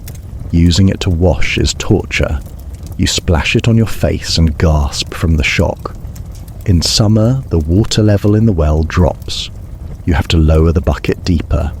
Sometimes the well runs dry and you have to find another source. Water becomes scarce. You use even less. Washing becomes even more infrequent. Let's talk about the waste you generate. The forge produces a lot of ash and clinker. Clinker is the waste product from burning coal, a hard, porous material full of impurities. It accumulates in the forge. You have to rake it out regularly, or it interferes with the fire. You shovel it into a pile outside. The pile grows. It's ugly and useless. Eventually you might use it to fill holes in the road or as hardcore for building foundations, but mostly it just sits there. Metal scraps and filings accumulate. You sweep them up and add them to the scrap pile for eventual remelting. But there's always metal dust on the floor. It gets into everything. You ingest small amounts of metal particles constantly. This probably isn't good for your health, but you don't know that. You just accept the gritty taste in your mouth. Let's talk about the economic reality of being a blacksmith. You're not wealthy. You're not even particularly comfortable. You're getting by, barely. The income you earn is unpredictable and often insufficient. Let's break down where your money goes, because almost all of it goes somewhere other than your pocket. First, there's the cost of materials. Iron is expensive. You're buying it from merchants who have transported it from mining areas. They're adding their markup. You're paying for the iron itself, plus the cost of transportation, plus the merchant's profit. The price fluctuates based on availability. When there's plenty of iron, prices are reasonable. When there's a shortage, prices skyrocket. You have no choice but to pay. Without iron, you can't work. Fuel is another major expense. Whether you're using charcoal or coal, you're buying it regularly. A hot forge consumes fuel rapidly. You go through sacks of the stuff. Each sack costs money. You try to conserve fuel by managing your fire carefully, but there's only so much you can do. You need high temperatures to work metal effectively. Tool maintenance and replacement cost money. When a hammer breaks, you have to buy a new one, or spend time making one yourself. Time spent making tools is time not spent on paid work. Files, chisels, punches, tongs, all of these wear out and need replacing. The costs add up. You have to pay rent if you don't own your workshop. Many blacksmiths rent their workspace from a landlord. The rent is due regularly, whether you've had a good month or not. Missing a rent payment can get you evicted. Then you're out of business entirely. There are taxes and fees. The local lord or authority levies taxes on tradesmen. You have to pay a portion of your income just for the privilege of working. There might be fees for using the local market to sell your goods. There might be fees for accessing the well or using common land. Every authority wants a cut. You have living expenses: food, clothing, firewood for heating your home, candles or lamp oil. These are necessities, and they cost money. When work is slow, you have to choose between buying food and buying materials for work. It's a constant balancing act. Let's say you complete a job and the customer pays you. You've just earned, let's say, a week's wages for an average labourer. That sounds okay. But out of that payment, you have to deduct the cost of the iron you used, the fuel you burned, the wear on your tools. After expenses, you're left with maybe half of what the customer paid. That's your actual income, and from that, you still have to pay rent, taxes and living expenses. What's left is very little. Saving money is nearly impossible. You're living hand to mouth. Any unexpected expense, a broken tool, a sudden tax, an illness that prevents you from working, can wipe out whatever small reserve you might have accumulated. You're perpetually on the edge of financial disaster. Let's talk about debt. Many blacksmiths end up borrowing money. You need to buy materials, but you don't have cash on hand. You borrow from a merchant or a moneylender. They charge interest. The interest rates are high. You're paying back more than you borrowed. This eats into your income. You're working partly to pay off debt, not to earn new money. If you fall behind on debt payments, the consequences are serious. The lender can take you to court.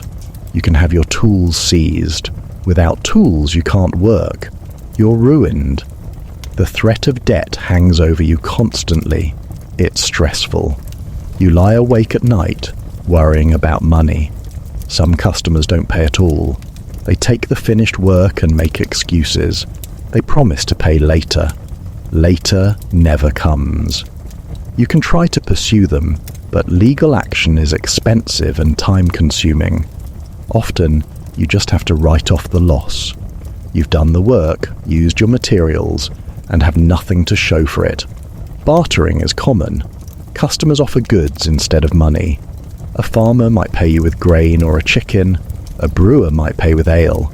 Bartering has advantages. You get things you need.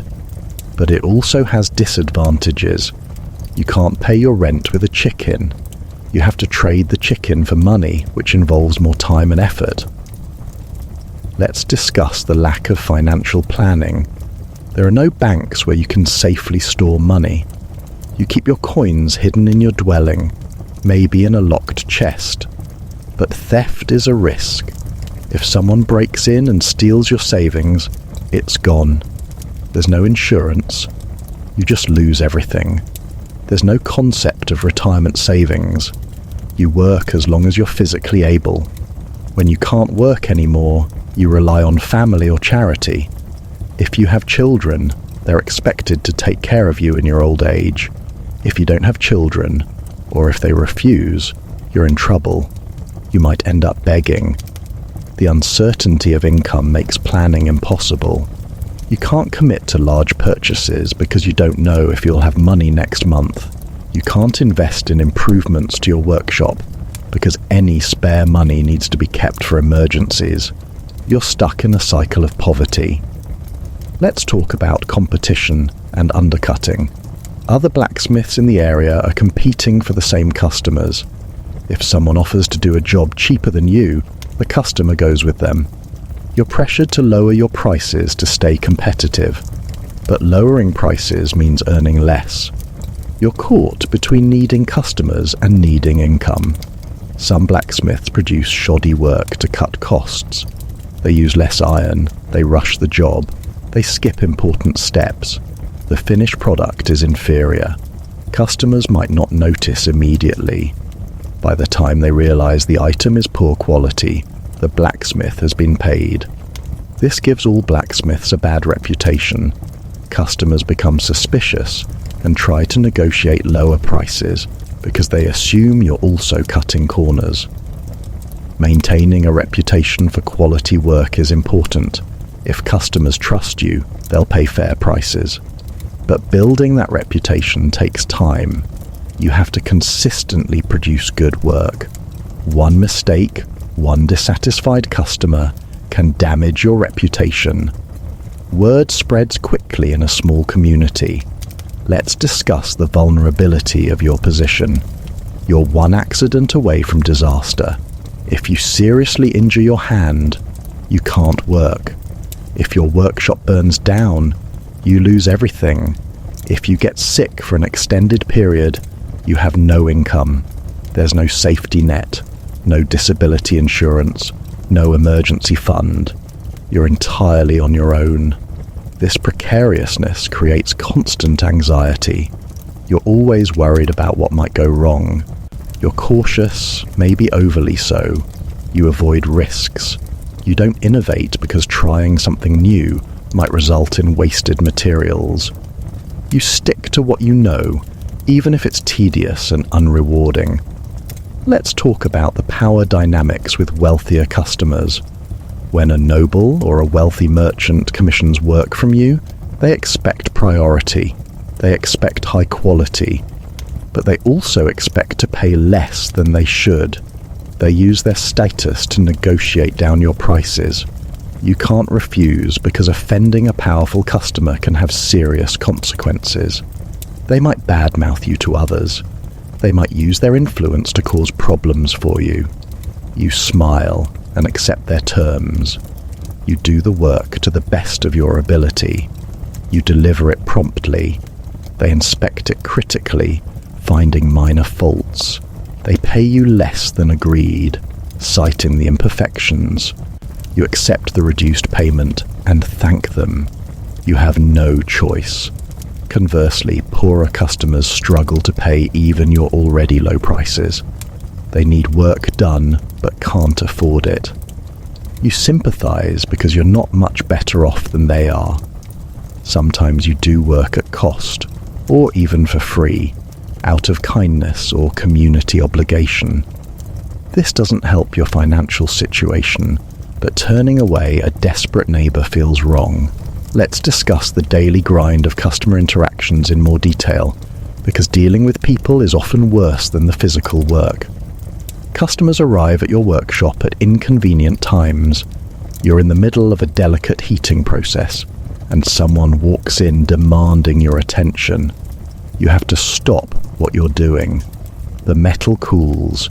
You'll have to reheat it later, wasting fuel. But you can't ignore the customer. Many customers have unrealistic expectations. They want a complex piece of metalwork finished by tomorrow. You explain that it takes time. They insist it's urgent. They need it for some important purpose. You try to accommodate them, which means working late into the night. Your sleep suffers. The next day, you're even more exhausted. The customer picks up the finished work and complains about some minor detail. They don't thank you for the rush job. Some customers watch you work. They stand in your workshop, getting in the way, offering unsolicited advice. They've never worked metal in their lives, but they're convinced they know better than you. They suggest you should hit it harder, or heat it longer, or use a different technique. You smile politely and continue working your way. Inside, you're seething. Explaining cost to customers is frustrating. They see a simple horseshoe and can't understand why it costs as much as you're charging. They don't understand the cost of materials, fuel, and your time. They think you're trying to cheat them. You break down the costs, the iron, the charcoal, the hours of work. They still argue. They say the blacksmith in the next village charges less. You're tempted to tell them to go there, but you need the business. Some customers try to supervise the design. They want a hinge, but they have very specific ideas about how it should look. You make suggestions based on your experience. They reject them. They insist on their design. You know it won't work as well, but they're paying, so you make it their way. When it doesn't function properly, they'll blame you anyway. Let's talk about payment collection. Some customers say they'll pay on collection. You finish the work, they collect it. They say they don't have the money right now. They'll pay you next week. Next week comes, they avoid you. You see them in the street and they duck into a shop. You have to chase them down. It's undignified. You're a skilled craftsman and you're running after people begging for payment. Some customers haggle after the work is done. You agreed on a price beforehand. You've completed the work to specification. They now claim they didn't understand the price was that high. They offer to pay less. You argue. They threaten to tell everyone you're difficult to work with. You accept the lower payment to avoid the reputational damage. Wealthy customers are the worst in some ways. They act entitled. They expect you to drop everything for them. They keep changing their requirements mid-job. They're imperious and rude. They treat you like a servant. You have to be deferential because they have power. You bow and scrape and swallow your pride. Let's discuss the customers who want free advice. They come to your workshop with a broken item. They ask if it can be repaired. You examine it and explain what needs to be done. They ask how much it will cost. You tell them. They say that's too expensive. They ask if you can just tell them how to do it themselves. You've just given them free expertise.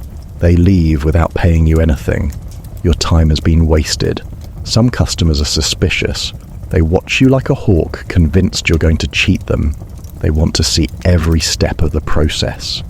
They question your methods. They make you feel like a criminal. You're doing honest work, but they treat you with distrust. It's insulting. Let's talk about the customers who want credit. They want the work done now, but to pay later, over time. This ties up your materials and labor with no immediate return. You need cash flow to buy more materials. But refusing credit makes you seem inflexible. You agree, knowing you might never see full payment. They pay a bit, then stop. You've lost money and there's little you can do about it. Disputes over quality are common. You make a tool to standard specifications. The customer claims it's not good enough. They point out minor imperfections that don't affect function. They demand a discount or a refund. You explain that handmade items aren't perfect. They don't care. They threaten to spread word that your work is poor. You give them a partial refund to shut them up. Some customers damage the item after taking it and then blame you. They use a tool incorrectly, it breaks, and they bring it back claiming it was defective. You can see it was misused, but they insist it's your fault. You offer to repair it for a fee. They refuse and demand free repair. You're stuck. If you refuse, they badmouth you. If you do it for free, you're working for nothing. Let's discuss the personal questions customers ask. They want to know about your family, your health, your finances. They're nosy. They pry into your private affairs under the guise of friendly conversation. You answer vaguely because it's none of their business. They take offense. They think you're being rude. You can't win. Customers compare you to other blacksmiths. They mention that so-and-so did a similar job faster or cheaper. They imply you're not as good. You defend your work. They shrug. They're just letting you know, they say. It's demoralizing. You start to doubt your skills. Some customers try to barter with inappropriate goods. They offer you things you don't need or want. A basket of turnips when you already have turnips. A mangy chicken. A jug of sour wine. You try to politely decline. They insist. You end up accepting it because refusing feels rude. Now you have a basket of turnips you don't need, and you still need money. Let's talk about customers who bring their children. The children run around your workshop, touching things, getting in the way. They pick up tools. They get dangerously close to the forge. You have to stop work and tell them to move. The parent doesn't supervise properly. You're trying to work with hot metal while keeping an eye on a child who might hurt themselves. It's stressful. Some customers are indecisive. They can't decide what they want. They change their mind multiple times. You start a piece one way, they tell you they want it different. You adjust. They change their mind again. Materials are wasted. Your time is wasted. When you finally finish, they're unsure if it's what they wanted. They might refuse it altogether. The emotional labor of dealing with customers is exhausting. You have to be polite and patient even when you're frustrated. You have to manage their expectations. You have to reassure them. You have to absorb their complaints without reacting. By the end of a day of customer interactions, you're mentally drained. Let's discuss the customers who try to befriend you. They're overly familiar. They hang around your workshop chatting. They think because they're giving you business, you're friends. You're not friends. You're in a business relationship. But you can't be blunt about this. You have to tolerate their presence and their rambling stories. Your work is interrupted. Your productivity suffers. Some customers make inappropriate jokes or comments. They think they're being funny. You force a laugh. Inside, you're uncomfortable, but they're customers. You can't tell them to shut up. You endure it. Let's talk about the rare good customer. They're clear about what they want. They trust your expertise. They pay promptly and in full. They're polite and respectful. They appreciate your work. These customers are a joy. You prioritize their orders. You go the extra mile for them. But they're rare. Most customers are some combination of the problems listed above. Let's talk about the various hazards in and around your workshop that can injure or kill you. The forge itself is dangerous. The fire is obvious. Touch it and you get burned. But there are subtler dangers. The coals can shift and collapse, sending a shower of hot embers onto the floor. If they land on something flammable, like straw or wood shavings, you have a fire. Your workshop is full of flammable materials. A fire can spread quickly. You have to react fast, stamping out embers or throwing water on them. The smoke from the forge contains harmful substances. Coal smoke has sulfur compounds. Burning metal releases metal fumes. You're breathing these in all day, every day. Your lungs accumulate damage. You don't know about long-term health effects. You just know you cough a lot and get winded easily. Flying sparks are a constant hazard. When you strike hot metal, tiny fragments fly off in all directions. Most land harmlessly. Some land on you. They burn tiny holes in your clothes. They land on exposed skin and cause sharp, stinging pain. A spark can land in your eye. This is agonizing. Your eye waters and swells. Your vision blurs. You might lose vision in that eye permanently. There's no eye protection. You just hope sparks don't hit your eyes. Hot metal looks the same as cold metal once it stops glowing. You reach for a piece of metal that you heated 10 minutes ago. You assume it's cooled down. It hasn't. You grab it with your bare hand. The pain is instant and searing. You drop it immediately. Your palm has a burn in the shape of the metal piece. It blisters. It takes weeks to heal. You learn to be more careful, but mistakes happen. Handling sharp metal is hazardous. Freshly cut or filed metal has sharp edges and burrs. You cut your fingers frequently. The cuts are small but painful. They get dirty immediately because your hands are always filthy. The cuts often become infected. Your fingers are covered in small scabs and healing wounds. Heavy items falling is a major risk. A bar of iron slips from your grip. It falls and lands on your foot. Even through your thick boot, the impact is devastating. Bones break, your foot swells. Walking is agony. You can't work properly because you can't stand for long. Your income drops. The foot takes months to heal. It never fully recovers. You walk with a limp. The anvil, if it's not properly secured, can tip over. An anvil weighs well over 100 pounds. If it falls on you, you're seriously injured. Crushed bones, internal injuries. You could die. You make sure the anvil is stable, but accidents happen. Someone bumps into it. The supporting stump cracks. The anvil tips. Your tools are dangerous when misused. A chisel slips while you're hammering it. It gouges into your hand. Tongs close on your fingers instead of the metal. The pressure is immense. Your finger breaks. You howl in pain. You can't work until it heals. You're not earning money. Swinging a heavy hammer is dangerous. If you miss the metal, you hit the anvil or your other hand. Hitting your own hand with a hammer is excruciating. Bones break.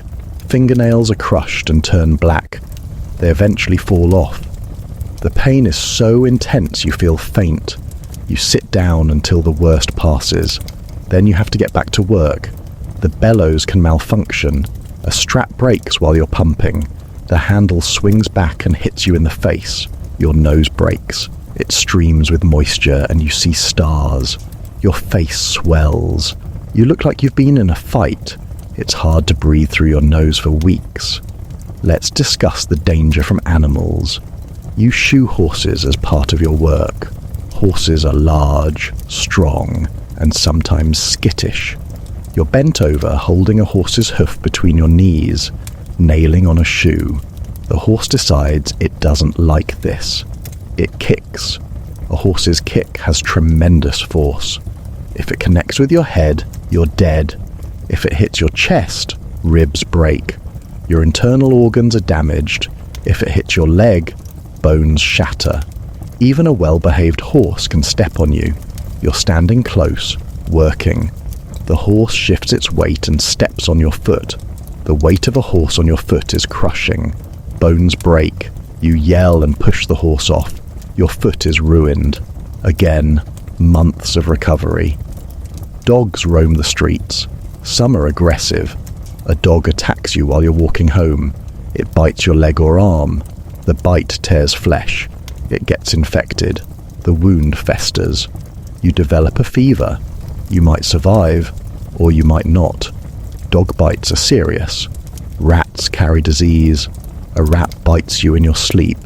The bite becomes infected. The infection spreads. You get very sick. Your survival depends on your immune system fighting off whatever disease the rat carried. There's no treatment. You either recover or you don't. Let's talk about structural hazards. The roof of your workshop is not well maintained. A beam is rotten. One day it gives way. Part of the roof collapses. Heavy timbers and thatch fall on you. You're pinned. You're injured. If you're alone, you might lie there for hours before someone finds you. You could die from your injuries or from being trapped. The floor is uneven, as mentioned. You trip over a raised stone or a hole in the dirt. You fall. You land badly. You sprain your wrist or ankle. You bang your head. You're dazed and in pain. You have to work through the injury because you can't afford not to. Sharp objects are everywhere. You step on a nail that's lying on the floor. It goes through your boot and into your foot. The pain is intense. You pull it out. The wound gets infected. Your foot swells. You develop a fever. This is a common way to die. A simple puncture wound leads to a fatal infection. Let's discuss the danger of exhaustion. You're so tired that your reactions are slow. You don't move your hand away from the hammer strike fast enough. You don't notice the metal slipping from the tongs until it falls. Exhaustion makes you clumsy. Clumsiness leads to accidents. The heat causes exhaustion and confusion. You get heat stroke from working in extreme temperatures. You become dizzy and disoriented. You make poor decisions. You handle hot metal carelessly. You injure yourself. Dehydration is a serious issue. You're sweating constantly. You drink water, but not enough. You become severely dehydrated. Your body stops functioning properly. You collapse. If no one's around, you could die. Let's talk about chronic injuries that build up over time. The constant vibration from hammering damages nerves in your hands and arms. You develop tingling and numbness. Your grip weakens. You drop things.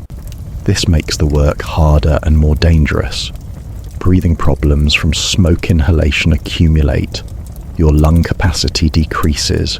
You're short of breath. Climbing stairs is exhausting. Eventually, your lungs are so damaged that even light exertion leaves you gasping.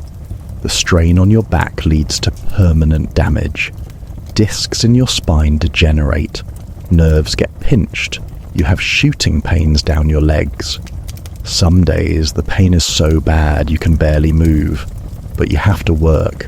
There's no alternative. Your joints wear out. Cartilage erodes. Arthritis sets in. Every movement hurts. Your hands are swollen and stiff. Gripping tools is painful, but you push through because you have no choice. Let's discuss the risk of fire in your dwelling. You cook over an open fire. You use candles for light. Both are fire hazards. A spark lands on bedding. It smoulders and then ignites. You wake to find your home on fire. You escape with your life, but you lose everything. Your tools, your clothes, your food stores, all gone. You're destitute. Fires in medieval settlements spread quickly. Buildings are close together and made of flammable materials. One house catches fire and the whole street goes up. You lose your workshop and home in a single night. You have no insurance. You have to start over from nothing. Many people never recover from such a loss. Let's discuss the absolute lack of any modern convenience or comfort in your daily existence. There's no electricity, obviously. When the sun goes down, you're plunged into darkness. The only light sources are candles, oil lamps, or the fire. Candles are made from tallow, which is animal fat. They smell bad, like rancid meat. The smell permeates your living space. The flame flickers and gutters. It provides minimal light. You can barely see what you're doing. Working by candlelight is nearly impossible. Oil lamps are slightly better. But oil is expensive. You use it sparingly. The lamp produces a small, smoky flame. It needs constant attention. You have to trim the wick. You have to refill the oil. The lamp gets hot. If you knock it over, burning oil spills everywhere. It's a fire hazard. The darkness affects your mood. Winter evenings are long. You finish work when the light fades, which is mid-afternoon in deep winter. You have hours of darkness ahead. There's nothing to do. You can't read because you're probably illiterate, and books don't exist in your world anyway. You can't watch anything. You can't listen to anything except the sounds of the night. You sit in the dark, or by a feeble fire, and wait for sleep. Let's talk about the cold. Your dwelling has minimal heating. The fire in the hearth provides some warmth, but it's not enough. The cold seeps in through every gap. The stone or earth floor radiates cold. Your feet are always cold. You wear your boots inside. You wrap yourself in your scratchy blanket. You're still cold. At night, the fire dies down. You can't keep it burning all night because fuel is expensive. You wake up in the early hours and it's freezing. Your breath forms clouds. Frost forms on the inside of the windows. Your nose and ears are numb.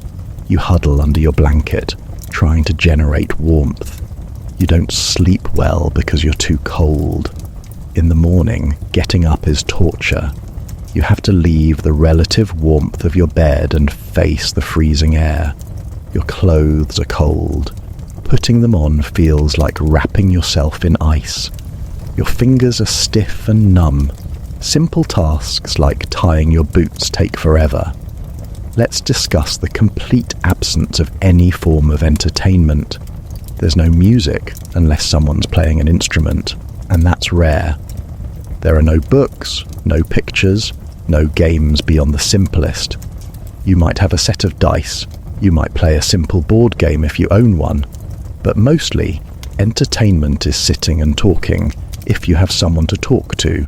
Stories are passed around verbally. You hear the same stories repeatedly. They're familiar to the point of boredom. But they're all you have. No one's creating new content. There's no variety. Life is monotonous in every aspect. Let's talk about the lack of sanitation beyond what's been mentioned. There are no sewers. Waste is thrown into the street or into a pit. The streets are covered in filth. Human waste, animal waste, rotting garbage, all of it mixed together. The smell is overpowering. You walk through it every day. Your boots are caked in it. You track it into your home. Flies and other insects breed in the waste. They're everywhere. You're constantly swatting them away. They land on your food. They crawl on your skin. There's no escape from them. Disease spreads easily in these conditions. Illnesses sweep through communities. You might get a stomach ailment from contaminated food or water. You spend days cramping and running to the privy. You're weak and dehydrated. You can't work. You lose income. You might die if it's severe enough. Respiratory infections are common. Everyone's coughing and sneezing. There's no concept of covering your mouth or washing hands. Germs spread freely. You catch whatever's going around. You're sick for weeks. Your body is already weakened from poor nutrition and hard work. You don't have much resistance. Skin infections are constant. Any cut or scrape can become infected. Boils and abscesses form. They're painful and ugly. They leak fluid. You have to lance them yourself or have someone else do it. There's no anesthetic. You grit your teeth while someone cuts into your skin. It's agony. Let's discuss the lack of personal space and privacy beyond what's been covered. If you live with others, you're on top of each other all the time. There's no private room where you can be alone. There's no door you can close. Everyone hears everything. Everyone smells everything. There's no dignity. Going to the privy is not a private affair. privies are often communal. You sit on a bench with holes cut in it, shoulder to shoulder with neighbours. You do your business while making awkward small talk. There's no privacy, no dignity. You become desensitized to it, but it's still unpleasant. Bathing, on the rare occasions it happens, is also not private. You might bathe in a shared tub or in a river. Other people are around. There's no modesty. You strip down and wash in front of others. It's normal, but it's far from comfortable by modern standards. Let's talk about the lack of any kind of medical care. When you're sick, there's no doctor in the modern sense. There might be a healer who knows some herbal remedies. They might give you a potion or poultice. It might help, or it might do nothing. Much of medieval medicine is based on superstition and incorrect theories. Pain relief is primitive. If you're in pain, you suffer. There's no aspirin, no ibuprofen, no morphine. You might drink alcohol to dull the pain, but that's about it. Chronic pain is just part of life. You endure it. Surgery, if it happens, is barbaric. There's no anesthesia. If a limb is badly injured or infected, the solution is amputation. You're held down while a barber surgeon saws through your limb. You're conscious and screaming the entire time. The wound is cauterized with a hot iron. Many people die from the shock or subsequent infection. Those who survive are disabled and unable to work. Dental problems are excruciating. When a tooth goes bad, it hurts terribly. Toothache is relentless, throbbing pain. The solution is extraction. Someone grips the tooth with pliers and yanks. No numbing. You feel every bit of it. The pain is indescribable. The socket oozes afterward. It gets infected. Your face swells. You might develop a fever. You might die from a tooth infection. Let's discuss the lack of any social safety net. If you can't work, there's no unemployment benefit. If you're injured, there's no disability payment. If you're old, there's no pension. You're entirely dependent on family, charity, or your own savings, which are probably non-existent. The church provides some charity. They might give alms to the poor. They might provide a meal to the hungry. But it's not enough to live on. It's just enough to keep you from starving immediately. You're in a precarious position. Begging is common. People who can't work beg on the streets. They hold out their hands to passers-by. Most people ignore them. Occasionally, someone gives a small coin or a scrap of food. It's a humiliating existence, but it's the only option for many. Let's talk about the lack of any knowledge or information. You don't know what's happening in the world. There are no newspapers, no radio, no internet. Information travels slowly, by word of mouth. You hear rumours and stories, but you have no way to verify them. You don't know if there's a war, a famine, a plague in other areas, until it affects you directly. You have no understanding of the world beyond your immediate area. You've probably never travelled more than a few miles from where you were born. You don't know what other countries are like. You don't know about different cultures. Your worldview is extremely limited. Your understanding of how things work is based on superstition and incorrect information. You don't know about germs or bacteria. You think illness is caused by bad air or an imbalance of humours. You don't understand basic physics or chemistry. You work with metal but don't really understand why heating makes it soft. Let's talk about the complete vulnerability you face from forces beyond your control. The weather can destroy your livelihood. A severe storm damages your workshop. The roof is torn off. Rain pours in, rusting your tools and soaking your materials. Repairs are expensive. You can't afford them immediately. You're unable to work properly until the workshop is fixed. Your income stops. You go into debt to pay for repairs. Flooding is a disaster. Heavy rains cause the river to overflow.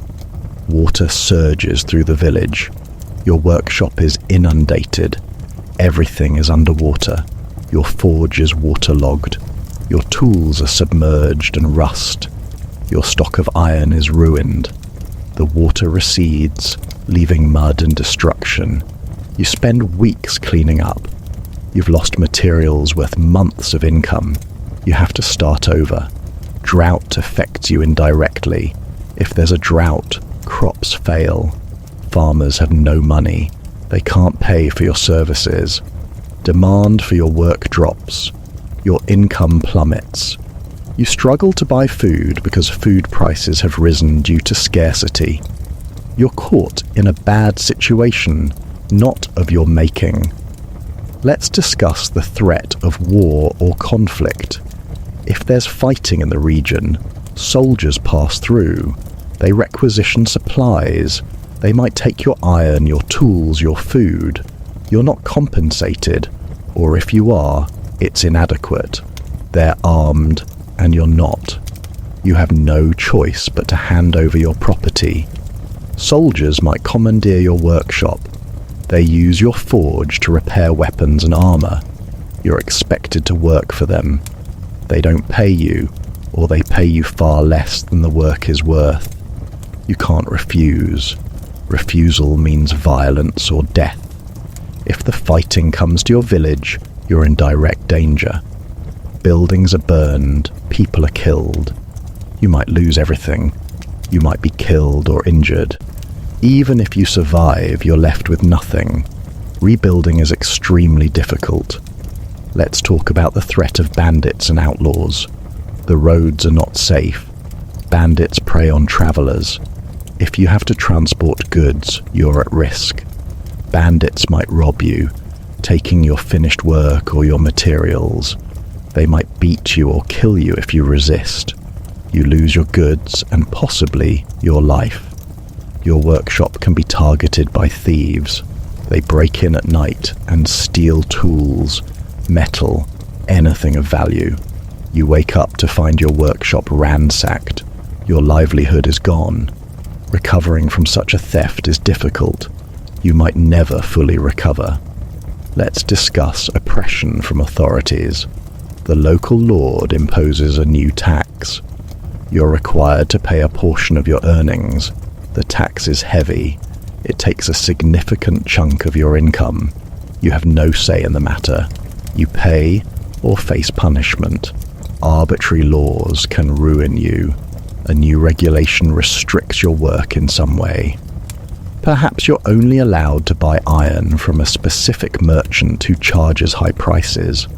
Perhaps you're required to provide free work for the lord. These impositions cut into your income and increase your workload. Corrupt officials extort money from you. An inspector comes to your workshop. He finds some minor violation, real or invented. He demands a bribe to overlook it. You pay to avoid trouble. This happens regularly. It's a drain on your resources. Let's talk about the vulnerability from accidents to family members, if you have any. If someone in your household gets sick or injured, you have to care for them. This takes time away from work. Your income drops. Medical care, such as it is, costs money. You're spending while earning less. The financial strain is enormous. If a family member dies, you might have to pay for a burial. Burial costs money. You might not have it. You go into debt. The grief of loss is compounded by financial stress. Let's discuss the vulnerability from changes in demand. A new blacksmith sets up in the area. Suddenly, you have competition. Customers are split between you. Your income drops. You try to compete by lowering prices, but that means earning even less. You might be driven out of business. Technological change, even minor, can affect you. Someone develops a slightly better method or tool. Customers prefer their work. You're left behind. You don't have the resources to adopt new methods. You become obsolete. Fashion or preferences change. Maybe a different style of hinge becomes popular. You've been making one type for years. Now no one wants it. You have to learn new techniques. You waste materials on trial and error. Your income suffers during the transition. Let's talk about the vulnerability from your own aging and decline. Your eyesight worsens. You can't see details clearly. Your work quality drops. Customers complain. You lose business. There's no corrective lenses. You just have to manage with poor vision. Your strength declines. You can't swing the hammer as effectively. Your work takes longer. You're less productive. You earn less. There's no adjusting your workload to match your capacity. You just struggle on. Your mind might decline. Memory problems, confusion. You forget orders. You make mistakes. Customers lose faith in you. Your reputation suffers. Your income drops further. Let's discuss the vulnerability to false accusations. Someone accuses you of shoddy work, even if your work was fine. The accusation spreads. Your reputation is damaged. People avoid you. Your business suffers. You have no way to defend yourself effectively. The damage is done. Someone accuses you of theft or cheating. Maybe a customer claims you kept some of their metal for yourself. It's not true, but the accusation sticks. You're seen as dishonest. Customers don't trust you. Your livelihood is destroyed by a lie. Let's talk about the vulnerability from social ostracism. You offend someone important, even unintentionally. They turn the community against you. People stop giving you work. You're shunned. Without community support, you can't survive. You might have to leave and start over elsewhere, which is extremely difficult. You violate a social norm, something you didn't even know was wrong. You're punished socially. Again, you're excluded, and your business suffers. Let's discuss religious vulnerability.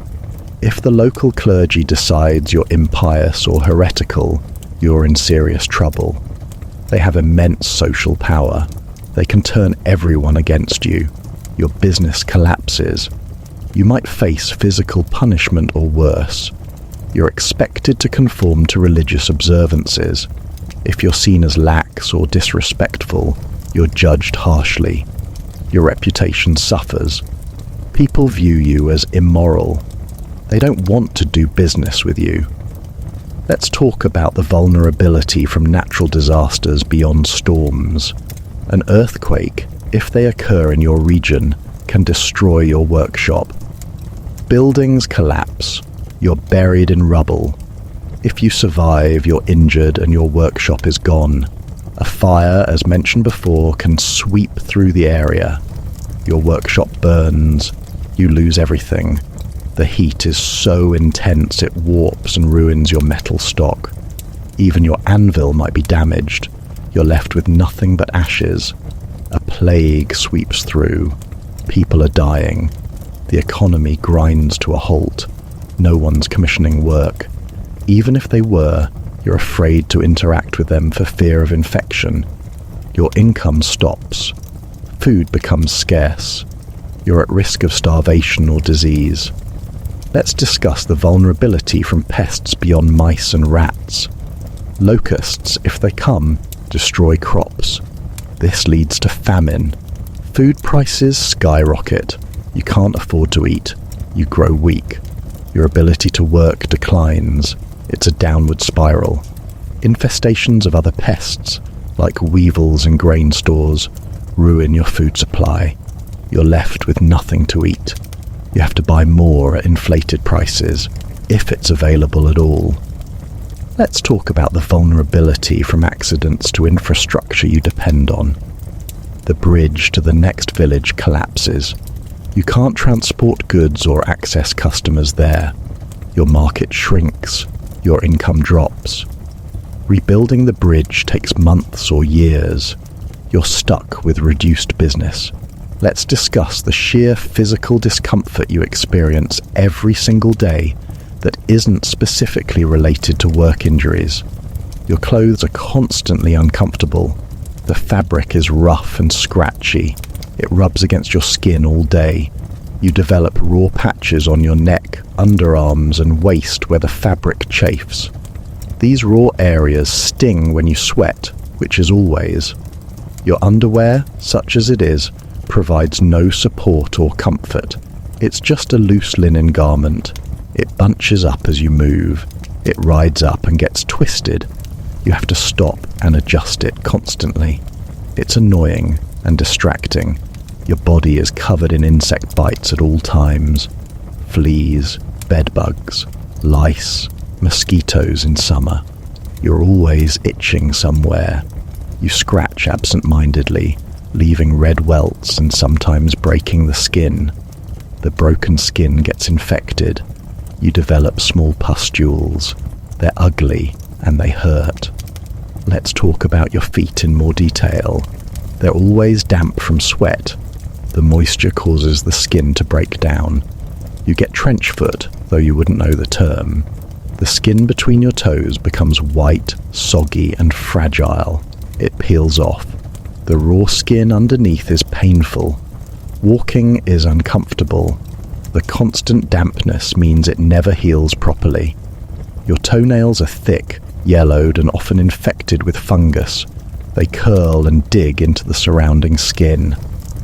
Cutting them is difficult because you don't have proper tools. You use a knife, which is awkward. You sometimes cut too deep and cause yourself pain. You develop corns and calluses on your feet from the pressure and friction of your boots. The corns are hard lumps that press on nerves. Every step is painful. You try to pad your boots with extra fabric, but it doesn't help much. Let's discuss your digestive discomfort. The poor quality food causes constant stomach problems. You're bloated and gassy. Your stomach cramps frequently. You pass gas constantly. It's loud and smelly. In the enclosed space of your workshop or home, the smell lingers. If you're around others, it's embarrassing, though everyone has the same problem. You're often constipated from the lack of fiber and moisture in your diet. When you finally manage to go, it's painful. The hard stool tears the sensitive tissue. You develop fissures and hemorrhoids. Sitting is painful. Using the privy is agony. You dread it. Other times you have the opposite problem. Bad food or contaminated water gives you diarrhea. You're running to the privy constantly. You feel weak and dehydrated. Your backside is raw from repeated wiping with rough fabric or leaves. The irritation burns and stings. Let's talk about your mouth. Your gums are inflamed and tender.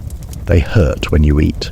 Your few remaining teeth are sensitive to hot and cold. Eating is painful, but you have to eat. You chew carefully, avoiding the worst spots. You develop sores inside your mouth from biting your cheeks or tongue accidentally. The sores sting, especially when you eat anything salty or acidic. Your tongue is coated with a thick film. Your mouth tastes bad all the time. There's a metallic, stale taste that never goes away. Drinking ale or water doesn't help. The bad taste is just part of your existence. Your throat is often sore from breathing smoke and dust all day. Swallowing is uncomfortable. You have a chronic cough, as mentioned, which irritates your throat further. It's a cycle of irritation that never resolves. Let's discuss the discomfort in your joints. Every joint in your body aches. Your knees crack and grind when you bend them. Your ankles are stiff. Your elbows hurt. Your wrists hurt. Your fingers hurt. Movement is accompanied by pain. You move slowly and carefully to minimize the discomfort. In the morning, your joints are stiff and locked. You have to move gradually to loosen them up. The first few steps of the day are painful. Your knees don't want to bend. You shuffle until they start to work properly. Cold weather makes the joint pain worse. The cold seems to seep into your bones. Your joints feel frozen. The pain is sharp and deep. You try to stay near the forge for warmth, but it only helps a little. Let's talk about your back. in more detail. It's not just one specific pain. Your entire back aches. Your lower back has a constant dull throb. Your mid-back is tight and knotted. Your upper back and shoulders are tense and sore. The pain radiates down your arms and legs. There's no position that's comfortable. Standing hurts, sitting hurts, lying down hurts. You can't escape it. You get muscle spasms in your back. Suddenly the muscles seize up. The pain is sharp and intense. You freeze, unable to move. You have to breathe carefully and wait for the spasm to pass. It takes minutes. When it finally releases, you're left shaking and even more sore. Let's discuss the discomfort of being constantly dirty. Your skin is always grimy. The grime is ground into your pores. You can feel it. Your skin feels thick and clogged.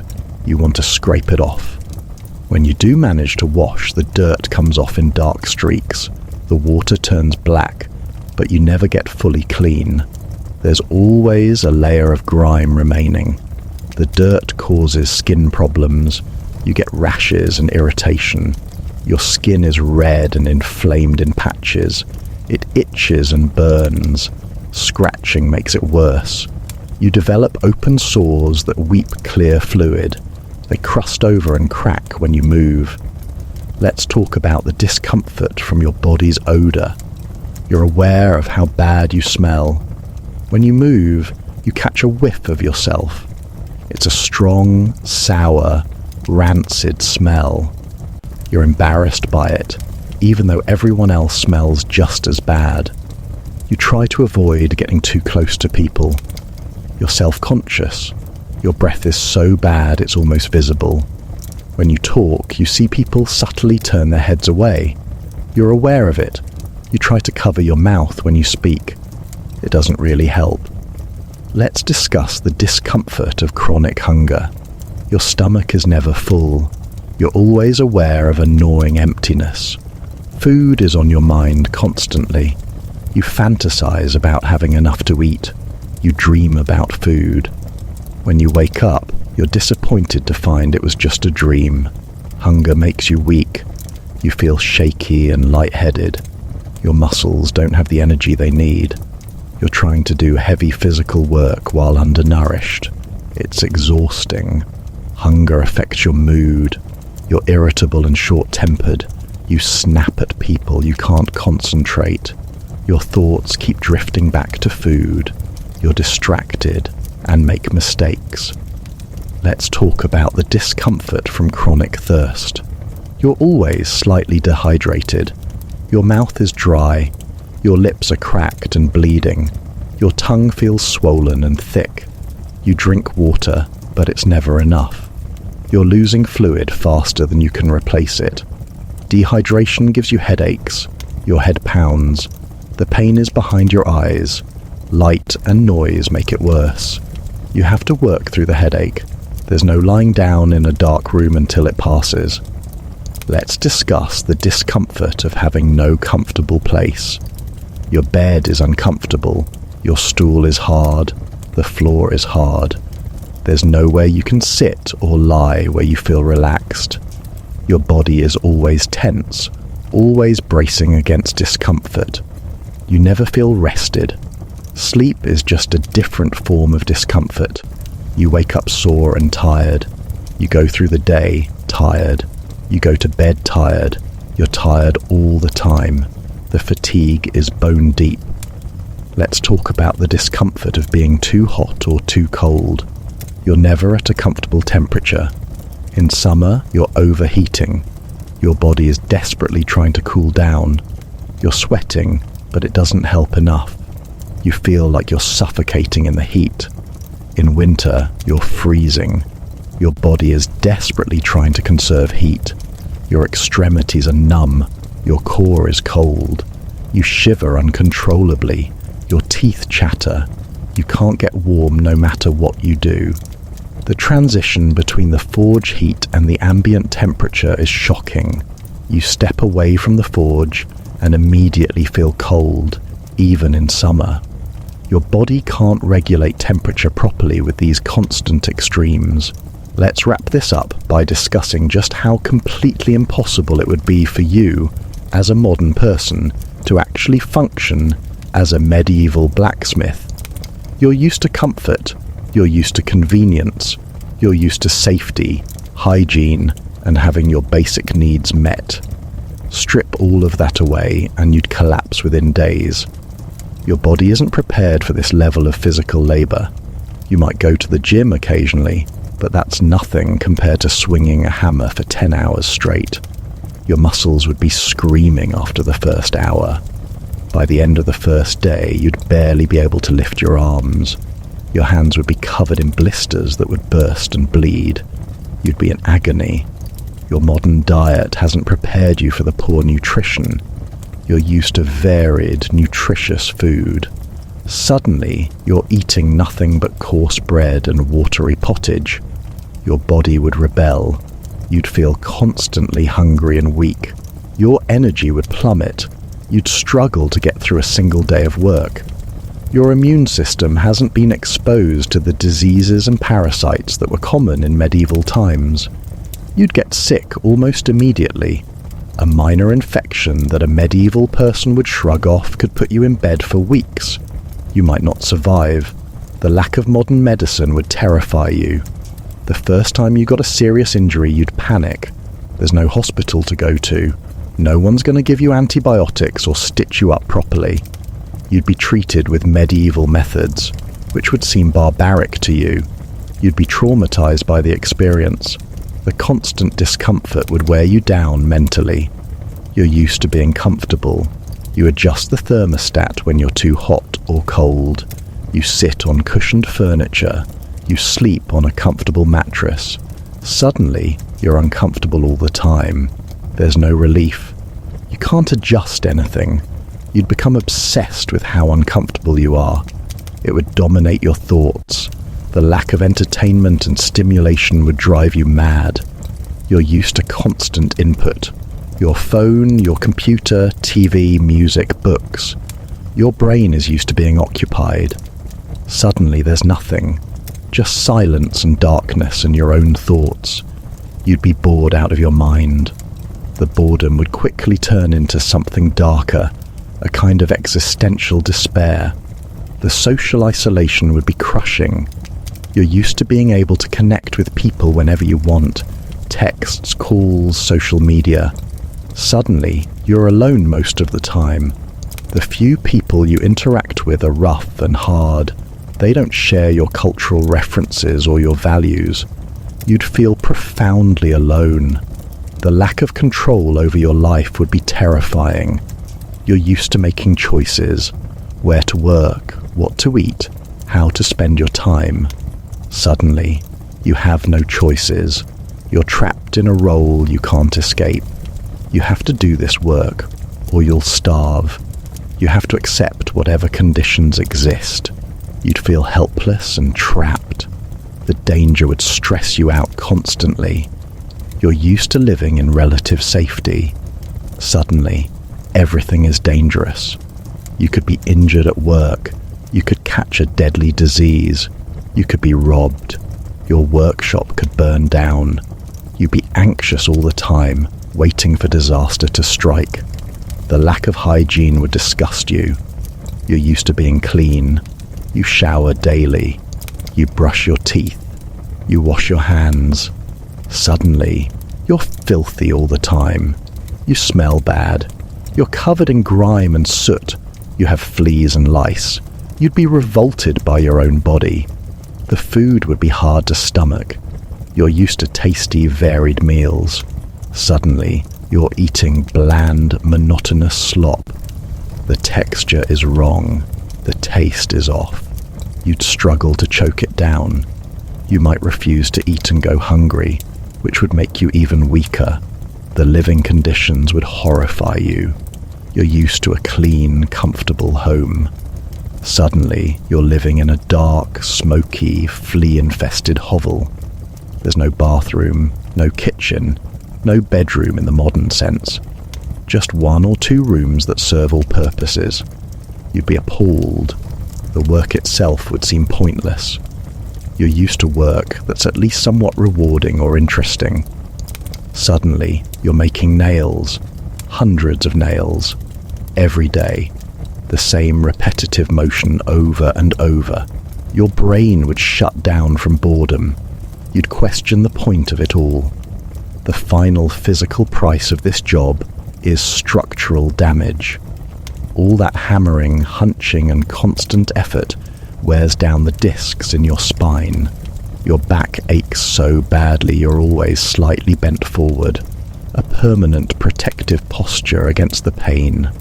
The popular image is a hulking giant, but in reality, many older blacksmiths were permanently stooped, their chronic injuries effectively shrinking them an inch or two shorter over a lifetime of abuse. That powerful look came with a very painful, very real cost to their frame.